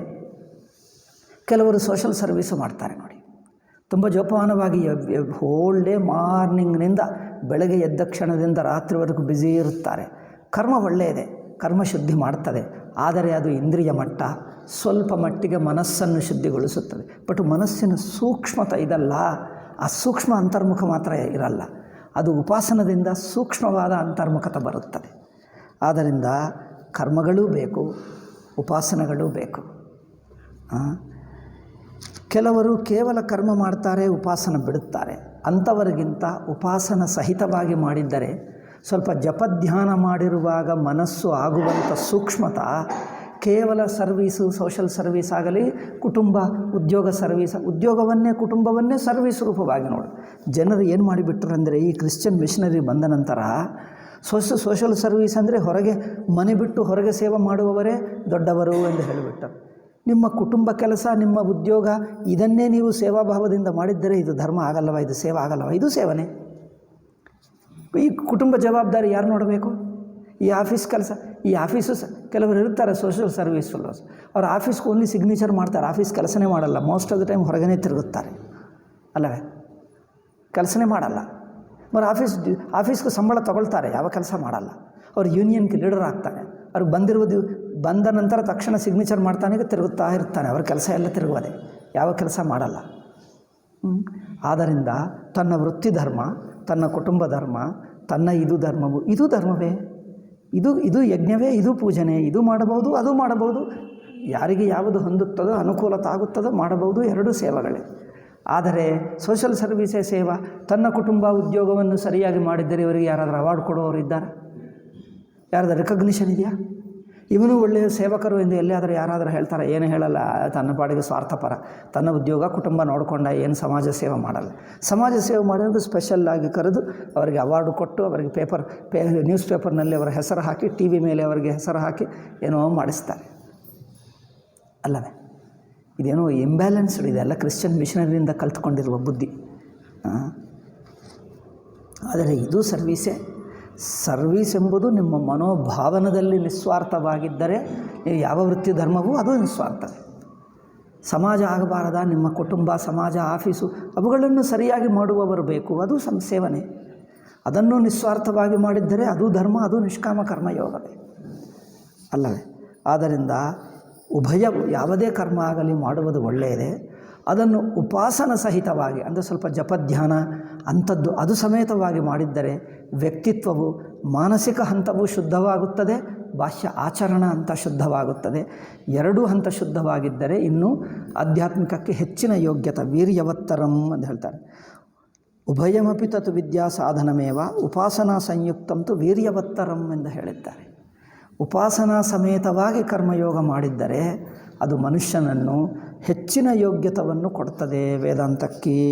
ನಚ ಕರ್ಮ. ಇನ್ನೊಂದು ಪಾಯಿಂಟ್, ಕೆಲವರು ಅಷ್ಟು ಕರ್ಮಯೋಗಗಳು ಪೂಜಾದಿಗಳು ಹೆಚ್ಚು ಮಾಡಿದ್ದಿಲ್ಲ, ಆದರೂ ಮನಸ್ಸು ಒಂದು ನಿಶ್ಚಲವಾಗಿದೆ, ಸಮಾಧಾನವಾಗಿದ್ದಾರೆ, ವೇದಾಂತ ಹೇಳಿದ್ದರೆ ನೇರಾಗಿ ಅರ್ಥ ಮಾಡಿಕೊಳ್ತಾರೆ. ಅಂಥವರೇನು ಪೂಜಾ ಗೀಜಗಳು, ಯಜ್ಞಗಳು, ಸಾಧನಗಳು, ದಾನಗಳು, ಇದೇನು ತೀರ್ಥಯಾತ್ರೆಗಳು ಏನು ಮಾಡಲಿಲ್ಲವಲ್ಲ ಅಂದರೆ, ಕೆಲವರಿಗೆ ಮೊದಲಿನಿಂದಲೇ ಸಂಸ್ಕಾರ ಚೆನ್ನಾಗಿದ್ದರೆ ಅದು ಪೂರ್ವಜನ್ಮದಿಂದ ತಗೊಂಡು ಬಂದಿರುವ ಸಂಸ್ಕಾರ. ಈ ಮಾಡಿರುವ ಕರ್ಮ, ಯಜ್ಞ, ಪೂಜಾದಿಗಳು, ಸೇವಾದಿಗಳು ಹಿಂದಿನ ಜನ್ಮದಲ್ಲೇ ಮಾಡಿದ್ದರೆ ಅವರಿಗೆ ಮೊದಲಿನಿಂದಲೇ ಪರ್ಸನಾಲಿಟಿಯಲ್ಲಿ ಒಂದು ಸ್ಟೆಬಿಲಿಟಿ ಇರುತ್ತದೆ, ಒಂದು ಸ್ಥಿರತ್ವ, ಸೂಕ್ಷ್ಮತೆ ಇರುತ್ತದೆ, ಸ್ಥಿರತ್ವ ಇರುತ್ತದೆ. ಅಂಥವರಿಗೆ ಮತ್ತೆ ಈ ಜನ್ಮದಲ್ಲಿ ಮಾಡಬೇಕಾಗಿಲ್ಲ, ಯಾವಾಗಲೋ ಒಂದು ಸಲ ಮಾಡಬೇಕು. ಮನಸ್ಸು ಶುದ್ಧವಾಗುವುದು ಈ ಜನ್ಮದಲ್ಲಿ ಬೇಕು ಅಂದರೆ ಮಾಡ್ತೀವಿ. ಕೆಲವರಿಗೆ ತನಗೆ ಜಪಾದಿಗಳು ಅಷ್ಟು ಮಾಡಬೇಕಾಗಿಲ್ಲ, ಮನಸ್ಸಿಗೆ ನಿಶ್ಚಲತಾ, ಸಮಾಧಾನ ಮೊದಲೇ ಇದೆ. ಅಂಥವರಿಗೆ ಪೂರ್ವಜನ್ಮದಿಂದ ಬಂದಿರುವ ಸಂಸ್ಕಾರದಿಂದ ಅವರಿಗೆ ಮೊದಲೇ ಇದೆ, ಮುಂದಿನ ಹೆಜ್ಜೆ ಅವರು ಹೋಗಬಹುದು ನೇರಾಗಿ. ಅದು ಎರಡು ಬಗೆ ಇರುತ್ತಾರೆ. ನಚ ಕರ್ಮ ವರ್ತಮಾನ ಜನ್ಮಕೃತಮೇವ ವಿದ್ಯಾ ಸಾಧನ. ಈ ಜನ್ಮದಲ್ಲಿ ಮಾಡಿದ್ದೇ ಸಾಧನ ಆಗುತ್ತದೆ ಎಂದಲ್ಲ, ಹಿಂದಿನ ಜನ್ಮದಲ್ಲಿ ಮಾಡಿದ್ದರೂ ಅದು ಸಾಧನವಾಗಿ ಉಪಯೋಗವಾಗ್ತದೆ. ಅದರ ಪ್ರಭಾವ ನಿಂತು ಬಿಡುತ್ತದೆ ಮನಸ್ಸಿನಲ್ಲಿ ಅಲ್ಲವೇ? ಕೆಲವರು ಚಿಕ್ಕ ವಯಸ್ಸಿನಲ್ಲೇ ಅಷ್ಟು ಸ್ಥಿರತ್ವ, ಸಮಾಧಾನ ಇರುತ್ತದೆ. ಕೆಲವರಿಗೇನೋ ತುಂಬ ಕಲಿತುಕೊಂಡು ಅದು ನೋಡಿ ಇದು ನೋಡಿ ಮೋಸ ಹೋಗಿ 4 ಸಲ ಅನ್ಯಾಯ ಮಾಡಿ ಎಲ್ಲ ಮಾಡಿ ಅಬ್ಬಾ ಸಾಕಾಯ್ತು ಪ್ರಪಂಚ ಜೀವನ ಎಂದು ಆವಾಗ ವೈರಾಗ್ಯ ಬರುತ್ತದೆ. ಕೆಲವರಿಗೆ ಮೊದಲಿನಿಂದಲೇ ಬರುತ್ತದೆ. ಆದ್ದರಿಂದ ಅವರವರ ಅಂದರೆ ಹಿಂದಿನ ಸಂಸ್ಕಾರ, ಪೂರ್ವಜನ್ಮ ಸಂಸ್ಕಾರದಿಂದ. ಇತಿ ನಿಯಮ ಇಹಜನ್ಮ ಕೃತ ಕರ್ಮಾಭಾವವತಾಂ ಪ್ರಾಕ್ಕರ್ಮ ಸಂಸ್ಕಾರ ಅನುಗ್ರಹಾದೇವ ಬ್ರಹ್ಮಚರ್ಯಾದೇವ. ಪೂರ್ವಜನ್ಮದಲ್ಲಿ ಮಾಡಿರುವ ಸಾಧನದ ಪ್ರಭಾವದಿಂದ ಈ ಜನ್ಮದಲ್ಲಿ ಚಿಕ್ಕ ವಯಸ್ಸಿನಲ್ಲೇ ಅವರಿಗೆ ಒಳ್ಳೆಯ ಸಂಸ್ಕಾರ ಇರಬಹುದು. ಅಂದರೆ ಕೆಲವರಿಗೆ, ಎಲ್ಲವನ್ನೂ ಹೇಳೋಕ್ಕಾಗಲ್ಲ, ಏಕೆಂದರೆ ಜನರು ವಿವಿಧ ಹಂತದಲ್ಲಿರುತ್ತಾರೆ. ಕೆಲವರು ಇನ್ನೂ ಕರ್ಮ ಮಾಡತಕ್ಕವರು, ಕೆಲವರು ಸ್ವಲ್ಪ ಮಾನಸಿಕ ಗುಣಗಳು ಕಲಿಯತಕ್ಕವರು, ಕೆಲವರು ಅದು ಬೇಕಾಗಿಲ್ಲದೆ ನೇರಾಗಿ ಶ್ರವಣ ಮನನ ಮಾಡತಕ್ಕವರು, ಇನ್ನೂ ಕೆಲವರು ಅಪರೂಪವಾಗಿ ರಮಣ ಮಹರ್ಷಿ ಅಂಥವರಿಗೆ ಶ್ರವಣ ಮನನೂ ಬೇಕಾಗಿಲ್ಲ, ನೇರಾಗಿ ಅವರು ಧ್ಯಾನ ನಿಧಿಧ್ಯಾಸನ ಮಾಡಿಬಿಟ್ಟರು ಅಷ್ಟೇ, ಯಾವುದೂ ಬೇಕಾಗಿಲ್ಲ. ಏಕೆಂದರೆ ಹಿಂದಿನ ಜನ್ಮದಲ್ಲೇ ಸಾಧಿಸ್ಕೊಂಡು ಬಿಟ್ಟರು. ಅವರು ಪೂರ್ತಿ ಹತ್ತಿರಕ್ಕೆ ಬಂದರು, ಬ್ರಹ್ಮಜ್ಞಾನಕ್ಕೆ ಏನೋ ಒಂದು ಚೂರು ನಿಂತು ಹೋಯಿತು, ಆವಾಗ ಶರೀರ ಬಿಟ್ಟಿದ್ದರು ಹಿಂದಿನ ಜನ್ಮದಲ್ಲಿ. ಈ ಜನ್ಮದಲ್ಲಿ ಅಲ್ಲಿಂದಲೇ ಕಂಟಿನ್ಯೂ ಮಾಡ್ತಾರೆ, ಯಾವುದೂ ಬೇಕಾಗಿಲ್ಲ, ಡೈರೆಕ್ಟ್ಲಿ ಮೇಲಿನ ಮಟ್ಟದಲ್ಲೇ ಇದ್ದಾರೆ. ಹಾಗೆ ಆದ್ದರಿಂದ ಸಾಧಕರು ವಿವಿಧ ಹಂತದಲ್ಲಿರುತ್ತಾರೆ. ಎಲ್ಲರ ಮೇಲೆ ಆಗ್ರಹ ಬೇಡ, ಅವರವರ ಹಂತಕ್ಕೆ ಅನುಗುಣವಾಗಿ ಮಾಡಿಕೊಳ್ಳಲಿ. ತಮ್ಮ ಹಂತ ತಾವು ನೋಡಿಕೊಳ್ಳಬೇಕು, ಯಾರೂ ನಾಚಿಕೆ ಪಡ್ಕೊಳ್ಳಬೇಕಾಗಿಲ್ಲ. ಎಲ್ಲರಿಗೂ ಯಾವುದು ಬೇಕೋ ಅದು ಮಾಡ್ತೀವಿ ಅಷ್ಟೇ ಅಲ್ಲವೇ? ಸೊ ಇಹಜನ್ಮ ಕರ್ಮಭಾವವತಾಂ ಪ್ರಾಕ್ಕರ್ಮ ಸಂಸ್ಕಾರ ಅನುಗ್ರಹಾದೇವ ಬ್ರಹ್ಮಚರ್ಯಾದೇವ ಪ್ರತಿಪನ್ಯ ಪಾರಿವ್ರಾಜ್ಯಾನಾಮ. ಶಂಕರಾಚಾರ್ಯರಿಗೆ ಬ್ರಹ್ಮಚರ್ಯದಿಂದಲೇ ಸನ್ಯಾಸಿ ಆಗುವುದು ಅಂದರೆ ತುಂಬ ಇಷ್ಟ. ಅದಕ್ಕೋಸ್ಕರ ಯಾರು ಬ್ರಹ್ಮಚಾರಿಯಾಗಿದ್ದು ಸ್ವಲ್ಪ ಗುರುಕುಲದಲ್ಲಿ ಸ್ವಲ್ಪ ಕಲ್ತುಕೊಂಡರೆ ಸಾಕು, ಅವರಿಗೆ ಬೇಗ ವೈರಾಗ್ಯ ಬಂತು. ಗೃಹಸ್ಥಾಶ್ರಮನೇ ಸಾಧನ ಆಶ್ರಮ. ಆ ಸಾಧನ ಆಶ್ರಮವನ್ನು ಸ್ಕಿಪ್ ಮಾಡಿ, ಸರ್ಕಮ್ವೆಂಟ್ ಮಾಡಿ ನೇರಾಗಿ ಸನ್ಯಾಸಿ ಆಗ್ತಾರೆ. ಅಂತ ಯಾರು ಆಗುತ್ತಾರೋ ಅದು ಶಂಕರಾಚಾರ್ಯರಿಗೆ ಇಷ್ಟ. ಮತ್ತೆ ಮತ್ತೆ ಮತ್ತೆ ಮತ್ತೆ ತನ್ನ ಭಾಷ್ಯದಲ್ಲಿ ಹೇಳ್ತಾರೆ, ಯಾರು ನೇರಾಗಿಯೇ ಸನ್ಯಾಸಿ ಆಗ್ತಾರೋ ಅಂದರೆ ಗೃಹಸ್ಥಾಶ್ರಮ ಅದೊಂದು ಸ್ಟೇಜ್, ಅದು ಒಂದು ಕಲಿಯುವಂಥ ಕೋರ್ಸ್ ಹೇಳ್ತೀವಲ್ಲ, ಆ ಕೋರ್ಸ್ ಏನು ಕಲಿಯದೆ ಕೆಲವರು ಮಾರ್ಕ್ಗಳು ಹೆಚ್ಚು ಮಾಡಿದ್ದರೆ 5ನೇ ಕ್ಲಾಸ್ ಪಾಸ್ ಆದರೆ 6th ಕ್ಲಾಸ್ ಜಂಪ್ ಮಾಡಿ 7ಕ್ಕೆ ಹಾಕಿಬಿಡ್ತಾರೆ. ಪೂರ್ವ ಕಾಲದಲ್ಲಿ ಮಾಡುತ್ತಿದ್ದಾರೆ. ಈ ಕಾಲದಲ್ಲಿ ಎಲ್ಲರೂ ಹಾಗೆ ಇದ್ದಾರಲ್ಲ, ಯಾರೇನು ಎಕ್ಸಾಮ್ ಇಲ್ಲ, ಪಾಸ್ ಇಲ್ಲ, ಎಲ್ಲರೂ ಪಾಸ್ ಅಲ್ಲವೇ? ಎಲ್ಲರೂ ಪಾಸ್. ಅವರು ಫಸ್ಟ್ ಕ್ಲಾಸ್ ಸೇರಿಕೊಂಡ್ರೆ ಸಾಕು ಸರ್ಕಾರಿಗೆ. 10th ಕ್ಲಾಸ್ವರೆಗೂ ಮೊದಲೇ ಪಾಸ್. ಓನ್ಲಿ ಅಟೆಂಡೆನ್ಸ್ ಕಮ್ಮಿ ಇದ್ದರೆ ಫೀಸ್ ಕೊಟ್ಟರೆ ಸಾಕು, ಅದು ನಡೆಯುತ್ತದೆ ಅಲ್ಲವೇ? ಅಟೆಂಡೆನ್ಸ್ ಒಂದಿದ್ದರೆ ಸಾಕಲ್ಲಿ ನೀವು ಏನು ಕೇಳಿದ್ದೀವಿ ಎಷ್ಟು ಅರ್ಥ ಮಾಡಿಕೊಂಡು ಬೇಕಾಗ ಎಲ್ಲರೂ ಪಾಸ್ 10th ಕ್ಲಾಸ್ಗೆ ಬರುತ್ತಾರೆ. 10th ಕ್ಲಾಸ್ನಲ್ಲಿ ಅಷ್ಟೇ. ಈಗ ಅಲ್ಲಿ ಫೇಲ್ ಆಗ್ತಾನೆ. ಈಗ ಅಷ್ಟೇ. ಅವರು ಎಷ್ಟೋ ದಿನ ಕೇಳಿದ್ದೀನಿ, ಏನಂದರೆ 10th ಕ್ಲಾಸ್ ಫೇಲ್ ಅಂತ ಹೇಳ್ತಾರೆ. 10th ಕ್ಲಾಸ್ ಫೇಲ್, ಅಯ್ಯೋ 10th ಕ್ಲಾಸ್ವರೆಗೂ ಓದುವುದೇ ಸಾಮಾನ್ಯವಲ್ಲ, ನಿಮಗೆ ಚೆನ್ನಾಗಿ ಬರುತ್ತಿರಬಹುದು ಅಂದರೆ ನೀವು ಪುಸ್ತಕ ಓದ್ತೀರಾ ಅಂದರೆ ಬರಲ್ಲ ಹೇಳ್ತಾರೆ. మరి ಏನು ಅಂದರೆ మరి ಈ ಪುಸ್ತಕ ಓದೇನು 10th ಕ್ಲಾಸ್ವರೆಗೆ ಬಂದಿದ್ದೀಯಲ್ಲ ಅಂದರೆ 10th ಕ್ಲಾಸ್ವರೆಗೂ ಬಂದೆ, ಆದರೆ ಅದು ಬರಲ್ಲ ಎಂದು. ಅವ್ರು ಓದೋಕ್ಕೆ ಬರಲ್ಲ ಅಂತ. ಏನಂದರೆ ತನ್ನ ಸಿಗ್ನೇಚರ್ ಮಾತ್ರ ಬರೆಯೋಕ್ಕೆ ಬರ್ತದಂತೆ, ಬೇರೆ ಏನು ಬರಲ್ಲ ಅಂತ. ಕೆಲವರು ನೋಡಿದ್ದೆ. ಅಯ್ಯ ಹೀಗೆ ಇರುತ್ತಾರಾ? ನಾನು ಅಂದ್ಕೊಂಡೆ 10th ಕ್ಲಾಸ್ವರೆಗೂ ಬರುವುದೇ ತುಂಬ ದೊಡ್ಡದು. 10th ಕ್ಲಾಸ್ವರೆಗೆ ನಾವೆಲ್ಲ ಇಂಗ್ಲೀಷ್ ಓದುತ್ತಿದ್ವಿ, ಏನೇನೋ ಮಾಡುತ್ತಿದ್ವಿ. 10th ಕ್ಲಾಸು ಪರೀಕ್ಷೆ ಬರೆಯೋಕ್ಕೆ ಮುಂಚೆನೇ ನಾವು ಓದುತ್ತಿದ್ವಿ, ನಾವು ಅಷ್ಟು ಬರ್ತದೆ ಅಂದ್ಕೊಂಡೆ. ಈ ಕಾಲದಲ್ಲಿ 10th ಕ್ಲಾಸ್ಗೂ ಏನು ಅರ್ಥವಿಲ್ಲ. ನಮ್ಮ ಫಸ್ಟ್ ಕ್ಲಾಸ್ ಸಮಾನ. 10th ಕ್ಲಾಸು ಹೇಗಿದೆ ಅಂದರೆ ಫಸ್ಟ್ ಕ್ಲಾಸ್ ಸಮಾನ. ತನ್ನ ಹೆಸರು ಬರೆಯೋದು ಬಿಟ್ಟು ಏನೂ ಬರಲ್ಲ. ಸೊ ಪೂರ್ವ ಕಾಲದಲ್ಲಿ ಒಂದು ಅತ್ಯಂತ ಬುದ್ಧಿವಂತನಾಗಿದ್ದರೆ 5ನೇ ಕ್ಲಾಸ್ ಆದ ನಂತರ 6 ಸ್ಕಿಪ್, ಅಂದರೆ ಯಾವುದೇ ಒಂದು ಕ್ಲಾಸ್ ಉದಾಹರಣೆ ಹೇಳ್ತಾ ಇದ್ದೇನೆ, ಆ ಕ್ಲಾಸ್ನಲ್ಲಿ ತುಂಬ ಏನದು ಇಂಟೆಲಿಜೆಂಟ್ ಇದ್ದರೆ, ಚೂಪಾಗಿದ್ದರೆ ಅವರನ್ನು ಒಂದು ಕ್ಲಾಸ್ ಸ್ಕಿಪ್ ಮಾಡಿ ಮೇಲಕ್ಕೆ ಹಾಕಿಬಿಡ್ತಿದ್ದರು. ಅದು ಸಮ್ಟೈಮ್ಸ್ ಡೇಂಜರಸ್ ಆಗುತ್ತದೆ. ಅವರು ಒಂದು ಕ್ಲಾಸ್ ಸ್ಕಿಪ್ ಮಾಡಿ ಮೇಲಕ್ಕೆ ಹಾಕಿಬಿಟ್ಟರೆ ಆ ವಿಷಯ ಗೊತ್ತಾಗಲ್ಲ. 6th ಓದಲಿಲ್ಲವಲ್ಲ, ಅವರು ಬುದ್ಧಿ ಚೂಪಾಗಿರಬಹುದು, ಓದಲಿಲ್ಲ, ಸಬ್ಜೆಕ್ಟ್ ಓದಲಿಲ್ಲ, ಬುದ್ಧಿ ಚೂಪಾಗಿರಬಹುದು. ಆದ್ದರಿಂದ ಅವ್ರಿಗೇನಾಗ್ತದೆ 7th ಈಗ ಎಲ್ಲ ಡಲ್ಲಾಗಿ ಬಿಡ್ತಾನೆ, ಪರೀಕ್ಷಾ ಒಂದು ಮಾರ್ಕ್ಗಳು ಕಮ್ಮಿ ಆಗಿಬಿಡ್ತದೆ. ಈಗ ಅವ್ರು ಬೇಜಾರು ಮಾಡ್ಕೊಳ್ತಾರೆ, ಅಯ್ಯೋ ಹೀಗೇಕೆ ಮಾಡಿದ್ದೇವೆ. ಈಗ ಏನು ಮಾಡೋಕ್ಕಾಗಲ್ಲ. ಒಂದು ಸಲ 7th ಹಾಗೆ ಅಂದರೆ ತಮ್ಮ ಮನಸ್ಸು ಶುದ್ಧವಾಗಿದ್ದರೆ ತನಗೆ ಗೊತ್ತಾಗ್ತದೆ.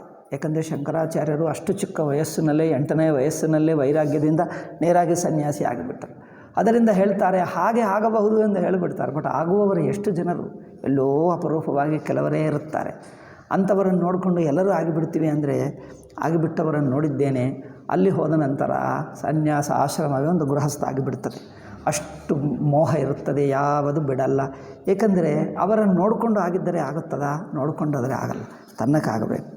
ಅದರಿಂದ ಬ್ರಹ್ಮಚರ್ಯಾದೇವ ಪ್ರತಿಪನ್ನ ಪಾರಿವ್ರಾಜ್ಯಾನಾಮಪಿ ಸಾಕ್ಷಾತ್ ಸಾಧನ ಮಾತ್ರೇನಾಪಿ ವಿದ್ಯೋಪಪತ್ತೇ. ಅದರಿಂದ ನೇರಾಗಿಯೂ ಇರಬಹುದು. ಕೆಲವರು ಅತ್ಯಂತ ಅಪರೂಪವಾಗಿ ಅತ್ಯಂತ ಶುದ್ಧ ಮನಸ್ಕರಿರುತ್ತಾರೆ. ಶ್ರವಣ ಮನನಾದೀನಾಂತು ನಿಯಮೇನ ಅಂತರಂಗ ಸಾಧನತ್ವ ಸರ್ವತ್ರ. ಆದರೆ ಆವಾಗ ಈ ಕರ್ಮಗಳು ಇವುಗಳೆಲ್ಲ ದಾಟಿ ಹೋಗಬಹುದು. ಶ್ರವಣ ಮನನಾದಿಗಳು ಮಾತ್ರ ಮಾಡಬೇಕಾಗ್ತದೆ. ಆತ್ಮಾವಾರೇ ಶ್ರೋತವ್ಯ, ದ್ರಷ್ಟವ್ಯ, ಮಂತವ್ಯ, ನಿಧಿಧ್ಯಾಸಿತವ್ಯ. ಅದೇ ನಾನು ಹೇಳಿದ್ದೆ ಭಾಷ್ಯವಾಕ್ಯ.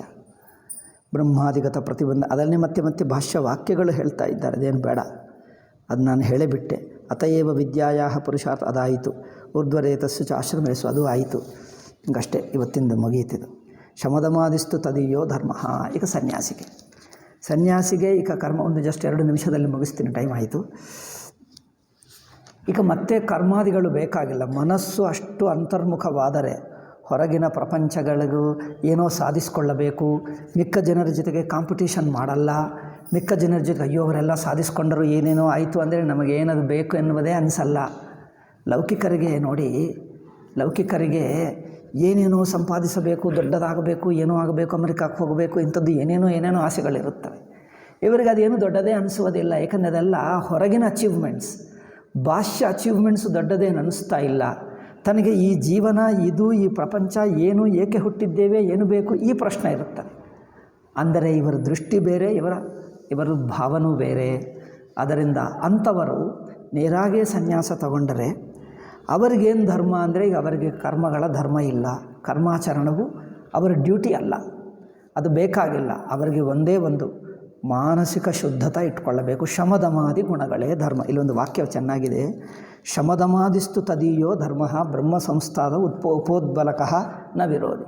ಶಮದಮಾದಿ ಮಾನಸಿಕ ಶುದ್ಧಿ, ಅಂತರ್ಮುಖತಾ, ವೈರಾಗ್ಯ, ಇದೇ ಸನ್ಯಾಸಿ ಧರ್ಮ.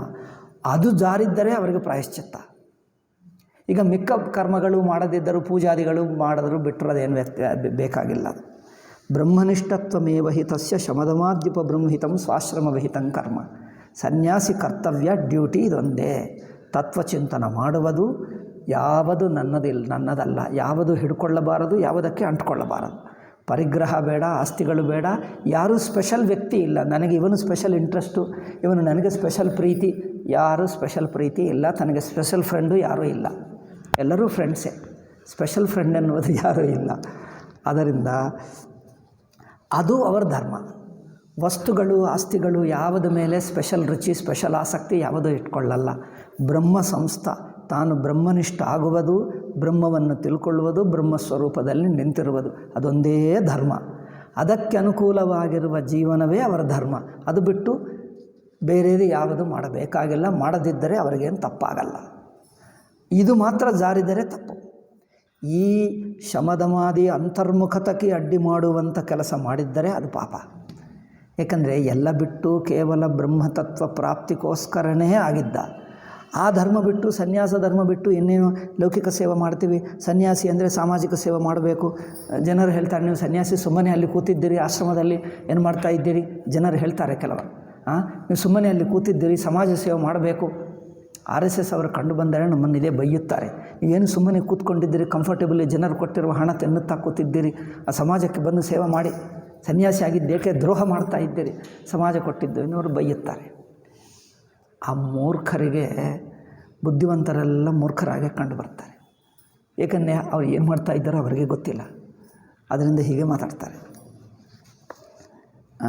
ಅದರಿಂದ ಇಲ್ಲಿ ನೋಡಿ, ಶಮದಮಾದ್ಯುಪ ಬೃಹಿತಂ ಸ್ವಾಶ್ರಮ ವಿಹಿತಂ ಕರ್ಮ ಯಜ್ಞಾದೀನಾಂಚ ಇತರೇಷಾಂ ತದ್ವ್ಯತಿಕ್ರಮೇ ಚ ತಸ್ಯ ಪ್ರತ್ಯವಾಯ. ಗೃಹಸ್ಥನಿಗೆ ತಮ್ಮ ತಮ್ಮ ಯಜ್ಞ, ದಾನ, ತಪಸ್ಸು ಅದು ಅವರ ಧರ್ಮ. ಪ್ರತಿಯೊಬ್ಬರಿಗೆ ತಮ್ಮ ತಮ್ಮ ಧರ್ಮ ಇದೆ. ಸನ್ಯಾಸಿಗೆ ತನ್ನ ಬ್ರಹ್ಮಚಿಂತನ ಒಂದೇ ಧರ್ಮ. ಅದಕ್ಕೆ ಅನುಕೂಲವಾಗಿರುವಂಥ ಶಮದಮಾದಿ, ವೈರಾಗ್ಯ, ಅಂತರ್ಮುಖತ ಇವುಗಳೇ ಧರ್ಮ. ಇವುಗಳಲ್ಲಿ ತಪ್ಪು ಮಾಡಿದ್ದರೆ ಜಾರಿ, ಲೌಕಿಕ ಕೆಲಸ ಇಟ್ಕೊಂಡು ಬಡ್ಡಿ ವ್ಯಾಪಾರ ಮಾಡ್ತೀನಿ ಅಂದರೆ ಅದು ಮಾತ್ರ ಭಯಂಕರ ಪಾಪ. ಮುಂದಿನ ಜನ್ಮ ಅವರಿಗೆ ಪಶು ಜನ್ಮನೋ ಪ್ರಾಣಿ ಜನ್ಮನೋ ಆಗುತ್ತದೆ. ಸನ್ಯಾಸಿಯಾಗಿ ಬಡ್ಡಿ ವ್ಯಾಪಾರ ಮಾಡುವುದೇನು? ಇದ್ದಾರೆ ಕೆಲವರು, ನಾನು ಹೆಸರು ಹೇಳಿದರೆ ಬೇಜಾರು ಮಾಡ್ಕೊಳ್ತಾರೆ, ನಾನು ಹೇಳಲ್ಲ. ಸೊ ಪುರುಷ ಮಾತ್ರ ಸಂಬಂಧಿ. ಓಕೆ, ಈಗ ಇನ್ನೊಂದು ಲಾಸ್ಟ್ ಪ್ರಶ್ನೆ ಹೇಳಿದರೆ ಈ 61ನೇದು ಪಾಯಿಂಟ್ ಮುಗಿಯುತ್ತದೆ. ಆಶ್ರಮನೇ ಇಲ್ಲ ಕೆಲವರು, ಬ್ರಹ್ಮಚಾರಿ, ಗೃಹಸ್ಥ, ವಾನಪ್ರಸ್ಥ, ಸನ್ಯಾಸ. ಯಾವ ಆಶ್ರಮ ಇಲ್ಲದೆ ಕೆಲವರು ಇರುತ್ತಾರೆ. ಅಸ್ತವ್ಯಸ್ತವಾಗಿ ಎಲ್ಲೆಲ್ಲೋ ಹೊರಬಿಟ್ಟರು. ಆವಾಗೇನು ಅಂದರೆ ಪರ್ವಾಗಿಲ್ಲ. ನೋಡಿ, ಶಾಸ್ತ್ರ ಎಲ್ಲರಿಗೂ ಪರಮಾತ್ಮ ಪ್ರಾಪ್ತಿಗೆ ದಾರಿ ತೋರಿಸ್ಕೊಡ್ತದೆ. ನಿಮಗೆ ಆಶ್ರಮ ಧರ್ಮ ಇದ್ದರೆ ಆಶ್ರಮ ಧರ್ಮ ಆಚರಿಸು. ಯಾವ ಆಶ್ರಮ ದೀಕ್ಷಾ ಇಲ್ಲ ಅಂದರೆ ಸಾಮಾನ್ಯ ಮನುಷ್ಯನು ಮಾಡತಕ್ಕಂಥ ಸದ್ಗುಣಗಳು, ಸದಾಚಾರಗಳಿವೆಲ್ಲ. ಅಂದರೆ ಎವ್ರಿ ಇಂಡಿವಿಜುವಲ್ ವ್ಯಕ್ತಿ ಮಾತ್ರವಾಗಿ ಮಾಡತಕ್ಕದ್ದು ಏನು? ಜಪ, ಪೂಜಾ, ಆರಾಧನಾ, ನಮಸ್ಕಾರ, ಇಷ್ಟು ಮಾತ್ರಕ್ಕೆ ಅಡ್ಡಿಯೇನಿಲ್ಲವಲ್ಲ. ಇದು ಯಾವ ಆಶ್ರಮ ಅಲ್ಲ, ಎಲ್ಲರೂ ಮಾಡತಕ್ಕದ್ದೇ. ಎಲ್ಲರೂ ಮಾಡತಕ್ಕಂಥ ಸತ್ಯ, ಅಹಿಂಸಾ, ಪರೋಪಕಾರ, ಜಪ, ಈಗ ಉಪವಾಸ, ಏಕಾದಶಿ ಉಪವಾಸ, ದೇವತಾರಾಧನಾ, ನಮಸ್ಕಾರ, ಪಾರಾಯಣ, ಇದಕ್ಕೆ ಯಾರಿಗೂ ಅಡ್ಡಿ ಇಲ್ಲ. ಎಲ್ಲವೂ ಆಶ್ರಮಗಳು ಮಾಡ್ಬೋದು. ಇಂಥ ಸಾಮಾನ್ಯ ಧರ್ಮಗಳು ಎಲ್ಲರೂ ಮಾಡತಕ್ಕಂಥ ಯಾವ ಸಾಮಾನ್ಯ ಧರ್ಮಗಳಿವೆಯೋ ಅದು ಮಾಡಿಕೊಂಡರೂ ಸಾಕು, ಮನಸ್ಸು ಶುದ್ಧವಾಗುತ್ತದೆ, ವೇದಾಂತಕ್ಕೆ ಯೋಗ್ಯತೆ ಬರುತ್ತದೆ. ಅಂದರೆ ಮನುಷ್ಯ ಯಾವ ಸ್ಥಿತಿಯಲ್ಲಿದ್ದರೂ ಅವರಿಗೆ ಅವಕಾಶ ಕೊಡ್ತದೆ. ಯಾರನ್ನು ನೀವು ಅಯೋಗ್ಯ, ನೀವು ಬೇಡ ಎಂದು ಯಾರು ಎಷ್ಟು ಚಂಡಾಲ, ಭ್ರಷ್ಟ, ದುಷ್ಟ ಜೈಲಿನಲ್ಲಿ ಹೋಗುವವರಾದ್ರಿಗೆ ಆಧ್ಯಾತ್ಮಿಕ ಸಾಧನಕ್ಕೆ ಅವಕಾಶ. ನೀವು ಅಲ್ಲೇ ಇರುವಾಗ ಜಪ ಮಾಡ್ಕೊ, ಪಾರಾಯಣ ಮಾಡ್ಕೊ. ನೀವು ಮಾಡುವ ಕೆಲಸವನ್ನೇ, ಆ ಆ ಜೈಲು ಶಿಕ್ಷವನ್ನೇ ಭಗವಂತನು ಕೊಟ್ಟಿದ್ದು, ಇದು ನಾನು ಅವರ ಸೇವಾ ಹಾಗೆ ಮಾಡ್ತಾ ಇದ್ದೇನೆ ಎಂದು ಅದು ಮಾಡ್ಕೊ. ನೀವು ಯಾವ ಹಂತದಲ್ಲಿ ಬಿದ್ದಿದ್ದರೂ ನಿಮಗೆ ಸಾಧನಕ್ಕೆ ಮಾತ್ರ ನಿರಾಕರಣೆ ಇಲ್ಲ. ಯಾವ ಹಂತದಲ್ಲಿ ಆದರೂ ಸಾಧನ ಮಾಡ್ಕೊ. ಏನಿದ್ದರೆ ಅದರಿಂದಲೇ ಮಾಡ್ಕೊ. ನಿಮಗೆ ಪ್ರತಿ ದಿವಸ ಊಟ ಮಾಡ್ತೀವಲ್ಲ, ಅದನ್ನೇ ಭಗವಂತನಿಗೆ ನೈವೇದ್ಯ ಮಾಡು, ಪ್ರಸಾದವಾಗಿ ತಿನ್ನು, ಅದೇ ನಿಮಗೆ ಸಾಧನ ಆಗುತ್ತೆ. ಅಂದರೆ ಯಾರು ಯಾವ ಸ್ಥಿತಿಯಲ್ಲಿರುತ್ತಾರೋ ಅಲ್ಲೇ ಅದನ್ನೇ ಅವರಿಗೆ ಸಾಧನವಾಗಿ ಹೇಳಿಕೊಡ್ತದೆ. ಅದರಿಂದ ನೀವು ಇದೇ ಮಾಡಬೇಕು, ಇಲ್ಲೇ ಆಗಬೇಕು, ಇದು ಮಾಡಿದ್ದರೆ ಸಾಧನ, ಇಲ್ಲದಿದ್ದರೆ ನೀವು ಅಯೋಗ್ಯ, ಭ್ರಷ್ಟ, ನೀವು ನರಕಕ್ಕೆ ಹೋಗ್ತೀವಿ ಅಂಥದ್ದೇನಿಲ್ಲ ಅಲ್ಲವೇ. ನೀವು ನರಕಕ್ಕೆ ಹೋಗ್ತೀವಿ, ನಮ್ಮ ಮತಕ್ಕೆ ಸೇರ್ಕೋ, ಆವಾಗಲೇ ನಿಮಗೆ ಸ್ವರ್ಗ, ಇಲ್ಲದಿದ್ದರೆ ಎಟರ್ನಲ್ ಡ್ಯಾಮ್ನೇಷನ್, ನೀವು ಶಾಶ್ವತವಾಗಿ ನರಕಕ್ಕೆ ಹೋಗುವುದು. ಅಂಥದ್ದು ಎಲ್ಲಿ ಇಲ್ಲ, ನಮ್ಮ ಶಾಸ್ತ್ರಗಳಲ್ಲಿ ಎಲ್ಲಿ ಇಲ್ಲ. ಆಯಿತಾ? ಈಗ 61ನೇದು ಮುಗಿಯಿತು. ಈಗ ನೇರ ಸಾಧನ ಇದೆಯಲ್ಲ, ಶ್ರವಣ ಮನನ ನಿಧಿಧ್ಯಾಸನ. ಅದು ಒಂದು ಕ್ಲಾಸ್ ಆಗಬಹುದು. ಶ್ರವಣ ಮನನ ನಿಧಿಧ್ಯಾಸನ ಹೇಳಿದ ನಂತರ ಇನ್ನೇನು, ಈಗ ತತ್ವಮಸಿ ಮಹಾವಾಕ್ಯ, ತತ್ಪದಾರ್ಥ ತ್ವಂಪದಾರ್ಥ ಹೇಗೆ, ಐಕ್ಯ ಹೇಗೆ, ಅದು ಒಂದಿದೆ. ಮುಂದೆ ಹೇಳೋಣ. ಓಂ ಶಾಂತಿ ಶಾಂತಿ ಶಾಂತಿ. ಹರಿ ಓಂ ಶ್ರೀ ಗುರುಭ್ಯೋ ನಮಃ. ಹರಿ ಓಂ ತತ್ಸತ್.